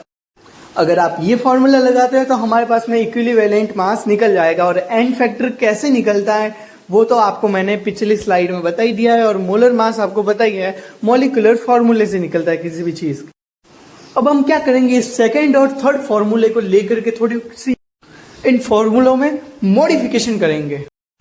जैसे कि हमारे पास में क्या था, नंबर ऑफ इक्विवेलेंट का फॉर्मूला वो था गिवन मास अपॉन इक्विवेलेंट मास। अभी हमने इक्विवेलेंट मास निकालने का फॉर्मूला देख लिया है तो हम क्या करेंगे, जो थर्ड फॉर्मूला है ना वो सेकंड फॉर्मूले में पुट कर देंगे। तो आप देख सकते हैं सेकंड फॉर्मूले के इक्वल मैंने लिखा है given mass upon molar mass upon n factor. हमारे पास में एक नया फॉर्मूला आ जाएगा और अभी हम इस फॉर्मूले को सॉल्व करेंगे और अच्छी तरीके से। तो हम क्या करेंगे, जो नीचे molar mass upon n factor दिया हुआ है इसका हम रेसिप्रोकल कर देंगे, जिससे एन फैक्टर होगा ना वो मल्टीप्लाई में आ जाएगा गिवन मास अपॉन मोलर मास के, जिससे हमारे पास में एक नया फॉर्मूला आएगा निकल करके, वो होगा given mass upon molar mass into n factor. अब आप इस फॉर्मूले में कुछ चीज पीछे वाली टॉपिक से रिलेट कर पा रहे होंगे। गिवन मास अपॉन मोलर मास, ये कहाँ था, हाँ याद आ गया। गिवन मास अपॉन मोलर मास होता है इज इक्वल टू मोल्स। तो हम क्या करेंगे, इस जो गिवन मास अपॉन मोलर मास है इधर हम लिख लेंगे मोल्स। तो हमारे पास में चौथा फॉर्मूला निकल करके आ जाएगा नंबर ऑफ इक्विवेलेंट निकालने का, वो होगा मोल्स इंटू एन फैक्टर। अगर हम मोल्स को एन फैक्टर से मल्टीप्लाई कर दे तो हमारे पास में सीधा नंबर ऑफ इक्विवेलेंट मोल्स आ जाएगा। तो आइए अब हम पिछली स्लाइड पे इनको व्यवस्थित तरीके से लिख लेते हैं। मैंने इधर आधी स्क्रीन को ब्लैंक कर दिया है, ठीक है ना। वो क्यों किया है वो हम आगे बताएंगे, इससे आप डर जाओगे नहीं। तो हमने देखो सबसे पहला फॉर्मूला क्या था हमारे पास में, normality is equal to equivalence of solute divide by volume of solution in litre, ठीक है ना। फिर हमने दूसरा इजी फॉर्मूला निकाला था कि इसमें जो फॉर्मूले में number of equivalence of solute दिया हुआ है वो कैसे निकालेंगे। तो उसका निकालने का फॉर्मूला बहुत लंबा चौड़ा था, तो हमने कैसे भी करके उसका एक शॉर्ट फॉर्मूला निकाल दिया, वो था number of equivalence is equal to moles into n factor, ठीक है। अभी हम इस ब्लैंक को हटा देते हैं और एक नया फॉर्मूला, एक लास्ट फॉर्मूला डिराइव कर देते हैं एक और। इस फॉर्मूले में हम कुछ नहीं करेंगे, जो हमारे फर्स्ट नॉर्मेलिटी का फॉर्मूला था उसके अंदर हम पुट कर देंगे नंबर ऑफ इक्विवेलेंट्स वाला फॉर्मूला। तो हमारे पास में जो फर्स्ट फॉर्मूला था वो मॉडिफाइड होकर के आ जाएगा, molarity is equal to moles into n factor upon volume of solution in litre. अब आप थोड़ा थोड़ा इधर पीछे वाले टॉपिक से रिलेट कर पा रहे होंगे, क्या था टॉपिक पीछे वाला, हाँ दिमाग की बत्ती चल गई। वो फॉर्मूला था मोलरिटी का फॉर्मूला, इधर हमको रिलेट लग रहा है। मोलरिटी का फॉर्मूला क्या था, moles upon volume of solution in litre. तो हम क्या करेंगे, इधर जो moles upon volume of solution in litre दिया हुआ है उसको कट करके हम लिख देंगे इधर मोलरिटी। बिकॉज मोलरिटी कहेगी तो ये तो मेरा घर है भाई, इधर तो मैं ही रहूंगी, तो मोलरिटी कहेगी कि मैं इधर रहूंगी, तो हमारे पास में नॉर्मेलिटी का एक नया फॉर्मूला आ जाएगा जो कि होगा normality is equal to molarity into n factor. I hope आपको कॉन्सेप्चुअल टॉपिक मोलरिटी समझ में आ गया होगा। बस ये जो नॉर्मेलिटी में हमने लास्ट का कंक्लूजन निकाला है, इनके पहला फॉर्मूला क्या था हमारे पास में, normality is equal to number of equivalent of solute divided by volume of solution in litre. इसको याद रख लो। और इसके बाद में हमको जो इस फॉर्मूले में number of equivalents of solute निकालने का फॉर्मूला है ना, number of equivalents is equal to moles into n factor, इसको याद रख लो। और तीसरा फॉर्मूला नॉर्मेलिटी का मोलरिटी इनटू एन फैक्टर याद रख लो। दूसरा, इस टॉपिक में कुछ भी याद रखने की जरूरत नहीं है, मैंने इसका पूरा मोलरिटी का कॉन्सेप्चुअल कंक्लूजन आपको इधर ही एक ही स्लाइड में दे दिया है। आइए अभी हम नॉर्मेलिटी के ऊपर ही बेस्ड कुछ क्वेश्चंस देख लेते हैं। हमें H2SO4 दिया हुआ है, इसका हमें एन फैक्टर निकालना है, इक्विवेलेंट मास निकालना है, और इसके 10 मोल दिए हुए हैं, तो हमें इसका ग्राम इक्विवेलेंट ऑफ H2SO4 निकालना है। और हमारे पास पे इसकी मोलरिटी दी हुई है जो कि है 2m।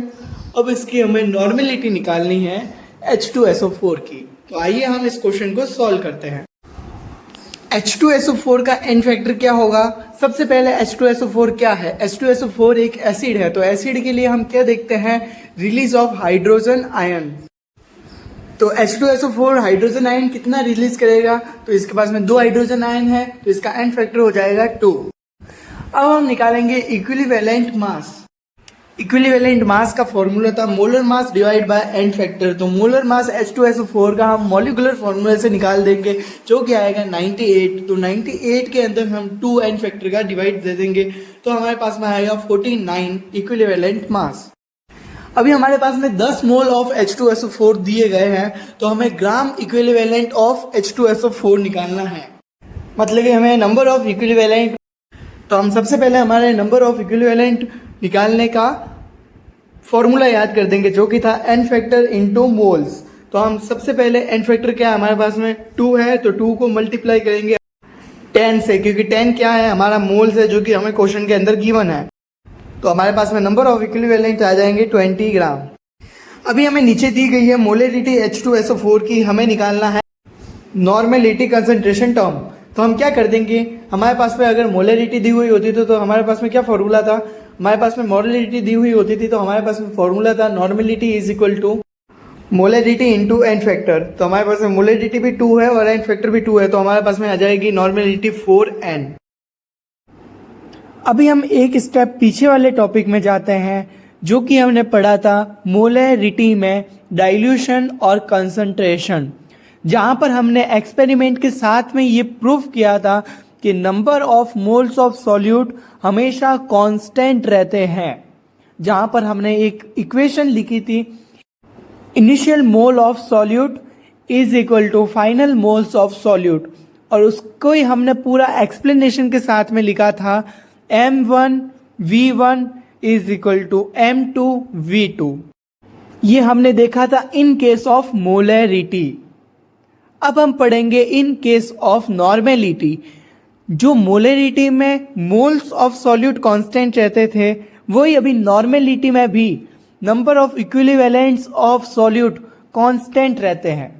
Initial equivalent of solute is equal to final equivalent of solute, जिससे हम एक और इक्वेशन इसी एक्सप्लेनेशन के साथ में लिख लेंगे N1V1 is equal to N2V2। अब ये N2V2 कैसे आया वो नीचे आप बबल में देख सकते हैं। नॉर्मेलिटी इज इक्वल टू क्या होता है? Number of equivalent divide by number volume of solution in litre. अब हमने क्या किया, इधर से नंबर ऑफ इक्विवेलेंट की वैल्यू निकाल दी, जिससे हमारे पास में आया एक नया formula number of equivalents is equal to N.V, यानी कि नॉर्मेलिटी इनटू वॉल्यूम। तो इसी इक्वेशन को ध्यान में रखते हुए हमने इनिशियल इक्विवेलेंट ऑफ सॉल्यूट की जगह पे N1V1 लिख दिया और फाइनल इक्विवेलेंट ऑफ सॉल्यूट की जगह पे N2V2 लिख दिया, और ये हमारे पास में एक नई इक्वेशन आ गई इन केस ऑफ नॉर्मेलिटी। अभी हम पढ़ेंगे मिक्सिंग ऑफ सॉल्यूशन। नॉर्मेलिटी के केस में मिक्सिंग ऑफ सॉल्यूशन में 3 केस पढ़ते हैं, लेकिन मोलरिटी के केस में हमने खाली एक ही केस पढ़ा था, जिसमें हम सॉल्यूशन ए और सॉल्यूशन बी को जब मिक्स करते हैं तो उन दोनों को ऐड करके लिख लेते हैं, तो हमारे पास में उस सॉल्यूशन की मोलरिटी आ जाती है।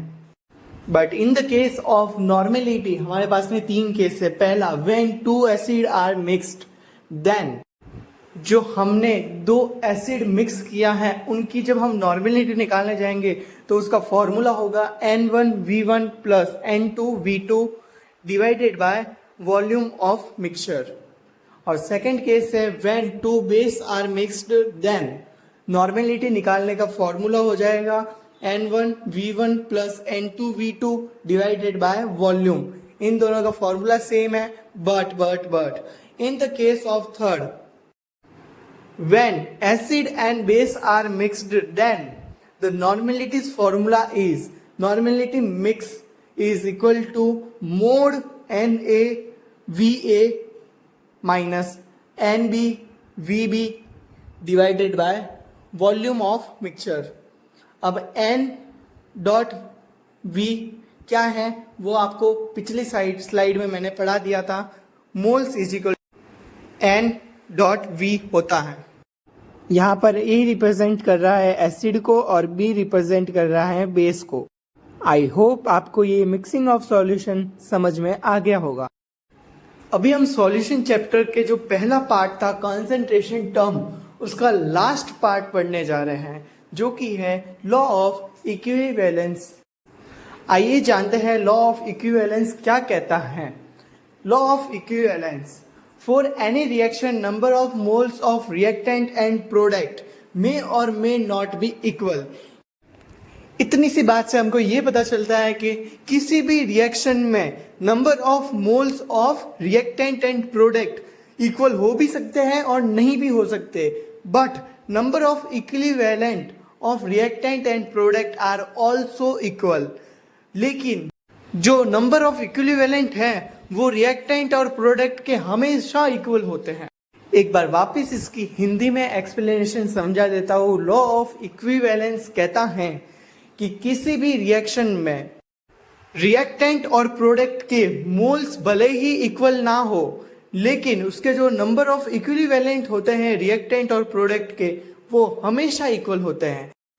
फॉर एग्जाम्पल, हमने एक रिएक्शन ली है नीचे, जिसमें जो कैपिटल A है वो कैपिटल B से रिएक्ट करके कैपिटल C और कैपिटल D प्रोडक्ट बनाता है। अब आप इस रिएक्शन में देख पा रहे होंगे हमने कैपिटल A के आगे स्मॉल a भी लिखा है, कैपिटल B के आगे स्मॉल b भी लिखा है, कैपिटल C के आगे स्मॉल c भी लिखा है और कैपिटल D के आगे भी स्मॉल d लिखा है। भाई ऐसा क्यों लिखा हमने? क्योंकि जो ये कैपिटल लेटर के सामने ये स्मॉल लेटर लिखे हुए हैं वो कैपिटल लेटर के मोल्स को रिप्रेजेंट कर रहे हैं, और ये जो A, B, C, D small letter में लिखे हुए हैं, इन नंबर्स को हम स्टोइचोमेट्रिक कोफिशिएंट कहते हैं। मतलब कि हम कह सकते हैं कि जो स्टोइचोमेट्रिक कोफिशिएंट होता है वो रिप्रेजेंट करता है number of moles of reactant या फिर प्रोडक्ट के। अब तक हमने जितनी भी बातें पढ़ी उसमें से हमने क्या सीखा, वो हमें नीचे वाली 2 इक्वेशन या फिर 2 एरो वाले पॉइंट्स बता रहे हैं। मे और मे नॉट बी इक्वल कौन कौन नहीं हो सकते। हमने इधर n से रिप्रेजेंट किया है मोल को, तो हम कह सकते हैं Na is not equal to Nb is not equal to Nc is not equal to Nd। इस पॉइंट से हमको ये समझ आता है कि ये जो मोल्स ऑफ प्रोडक्ट या फिर रिएक्टेंट है ये इक्वल हो भी सकते हैं और नहीं भी हो सकते। और हमने सेकंड पॉइंट में जाना है, number of equivalent of A is equal to number of equivalent of B is equal to number of equivalent of D। मतलब कि सेकंड पॉइंट से हमें मोटा मोटी पता चल गया कि जो इक्विवेलेंट ऑफ प्रोडक्ट और रिएक्टेंट होते हैं वो ऑलवेज इक्वल होते हैं। और इसी के साथ हमारी कंसंट्रेशन टर्म यानी कि हमारे पहले चैप्टर सॉल्यूशन का पहला पार्ट खत्म हुआ। तो आइए अभी हम नॉर्मेलिटी के ऊपर बेस्ड 2 क्वेश्चंस कर लेते हैं। तो आइए अभी हम हमारे इस क्वेश्चन नंबर 21 को देख लेते हैं। Question number 21, how many grams of dibasic acid which molar mass is equal to 200 should be present in 100 ml of aqueous solution to give 0.1 normality। इस क्वेश्चन में ये पूछा गया है कि आपके पास में डाई बेसिक एसिड है जिसका मोलर मास है 200, तो आप ये बताओ कि कितने gram of dibasic acid present होगा 100 ml ऑफ एक्वस सॉल्यूशन में, जिसकी नॉर्मेलिटी हमें दी गई है 0.1। सबसे पहले हमें जो भी क्वेश्चन में गिवन है वो लिख लेंगे। Dibasic acid molar mass दिया हुआ है वो है 200 gram, volume of aqueous solution दिया हुआ है 100 ml। तो हम क्या करेंगे, इधर इसको लीटर में कन्वर्ट कर देंगे। तो हमारे पास में 1000 से जब हम इसको 100 को डिवाइड करेंगे तो हमारे पास में लीटर में वैल्यू आएगी 0.100 litre. Normality of aqueous solution दी हुई है हमारे को क्वेश्चन में, जो कि है 0.1 n। अब हम इन गिवन इंफॉर्मेशन से क्या निकालेंगे, सबसे पहले n factor of dibasic acid. नाम से ही पता चल रहा है डाई यानी कि 2 बेसिक एसिड, तो इसका n फैक्टर जो हमारे पास में निकल करके आएगा डाई बेसिक एसिड का वो होगा 2। और हम एक चीज और निकालेंगे, moles of dibasic acid. तो moles of dibasic acid का फॉर्मूला क्या रहता है, याद करो, amount of dibasic acid का divided by molar mass of dibasic acid. तो हम क्या करेंगे, इधर इक्वल करके amount of dibasic acid लिख देंगे और उसके डिवाइड में हम कर देंगे 200 ग्राम। इसको हम ऐसे ही रहने देंगे। हम अगली चीज निकालेंगे, number of equivalent. Number of equivalent का फॉर्मूला क्या था, याद करो, मोल्स इनटू n फैक्टर। हमने मोल्स इसी के ऊपर वाली लाइन में निकाला है, जो कि हमारे पास में आए हैं amount of dibasic acid divide by 200 gram. तो हम ये सीधा कॉन्सेप्चुअल फॉर्मूला इधर लिख लेंगे मोल्स का, जो कि है amount of dibasic acid divide by 200। और मल्टीप्लाई में क्या हमारे पास में n फैक्टर हमने ऊपर निकाला है, जो कि आया था हमारे पास में 2। तो 2 से 200 कट जाएंगे 100 टाइम्स। तो लास्ट में जाकर के हमारे पास में नंबर ऑफ इक्विवेलेंट आ जाएंगे amount of dibasic acid divide by 100। ऐसे करके हमने नंबर ऑफ इक्विवेलेंट्स भी निकाल दिए। अभी हम निकालते हैं amount of dibasic acid. आखिरकार डाई बेसिक एसिड का अमाउंट कितना है, तो उसके लिए हमारे पास में क्वेश्चन में दी हुई है नॉर्मेलिटी। तो हम इधर क्या करेंगे कि नॉर्मेलिटी का फॉर्मूला लिख देंगे। नॉर्मेलिटी का फॉर्मूला क्या था, number of equivalents divide by volume of solution in litre. तो हमने नंबर ऑफ इक्विवेलेंट्स निकाल दिया है, amount of dibasic acid divide by 100, और उसके भी डिवाइड में हमको क्या लिखना है, volume of solution in litre हमने ऊपर निकाल दिया था, जो कि आया था 0.100 लीटर। तो हम इधर क्या करेंगे, जो नीचे वॉल्यूम ऑफ सॉल्यूशन दिया हुआ है लीटर में, उसको हम रेसिप्रोकल कर देंगे, जिससे हमारे पास में आ जाएगा amount of dibasic acid divide by 100 into 1/0.100। अब इसी को ही हम दूसरी स्लाइड पे सॉल्व करते हैं। इस स्लाइड पे हमारे पास में जगह नहीं है। हमने पिछली स्लाइड पे देखा था नॉर्मेलिटी इज इक्वल टू हमारा आया था amount of dibasic acid divide by 100 into 1 divided by 0.100। तो हम यहां से 100 को मल्टीप्लाई कर देंगे नीचे 0.100 से, तो हमारे पास में आ जाएगी 10। और हमारी नॉर्मेलिटी की जगह पे हम नॉर्मेलिटी की वैल्यू लिख देंगे, जो कि है 0.1 इक्वल टू हो जाएगा amount of dibasic acid divide by 10। और अभी इसी इक्वेशन से हम amount of dibasic acid की वैल्यू निकाल देंगे, जो कि आएगी 0.1 इंटू 10। और जब 0.1 इंटू 10 को हम मल्टीप्लाई करेंगे तो हमारे पास में आ जाएगा amount of dibasic acid is equal to 1 gram.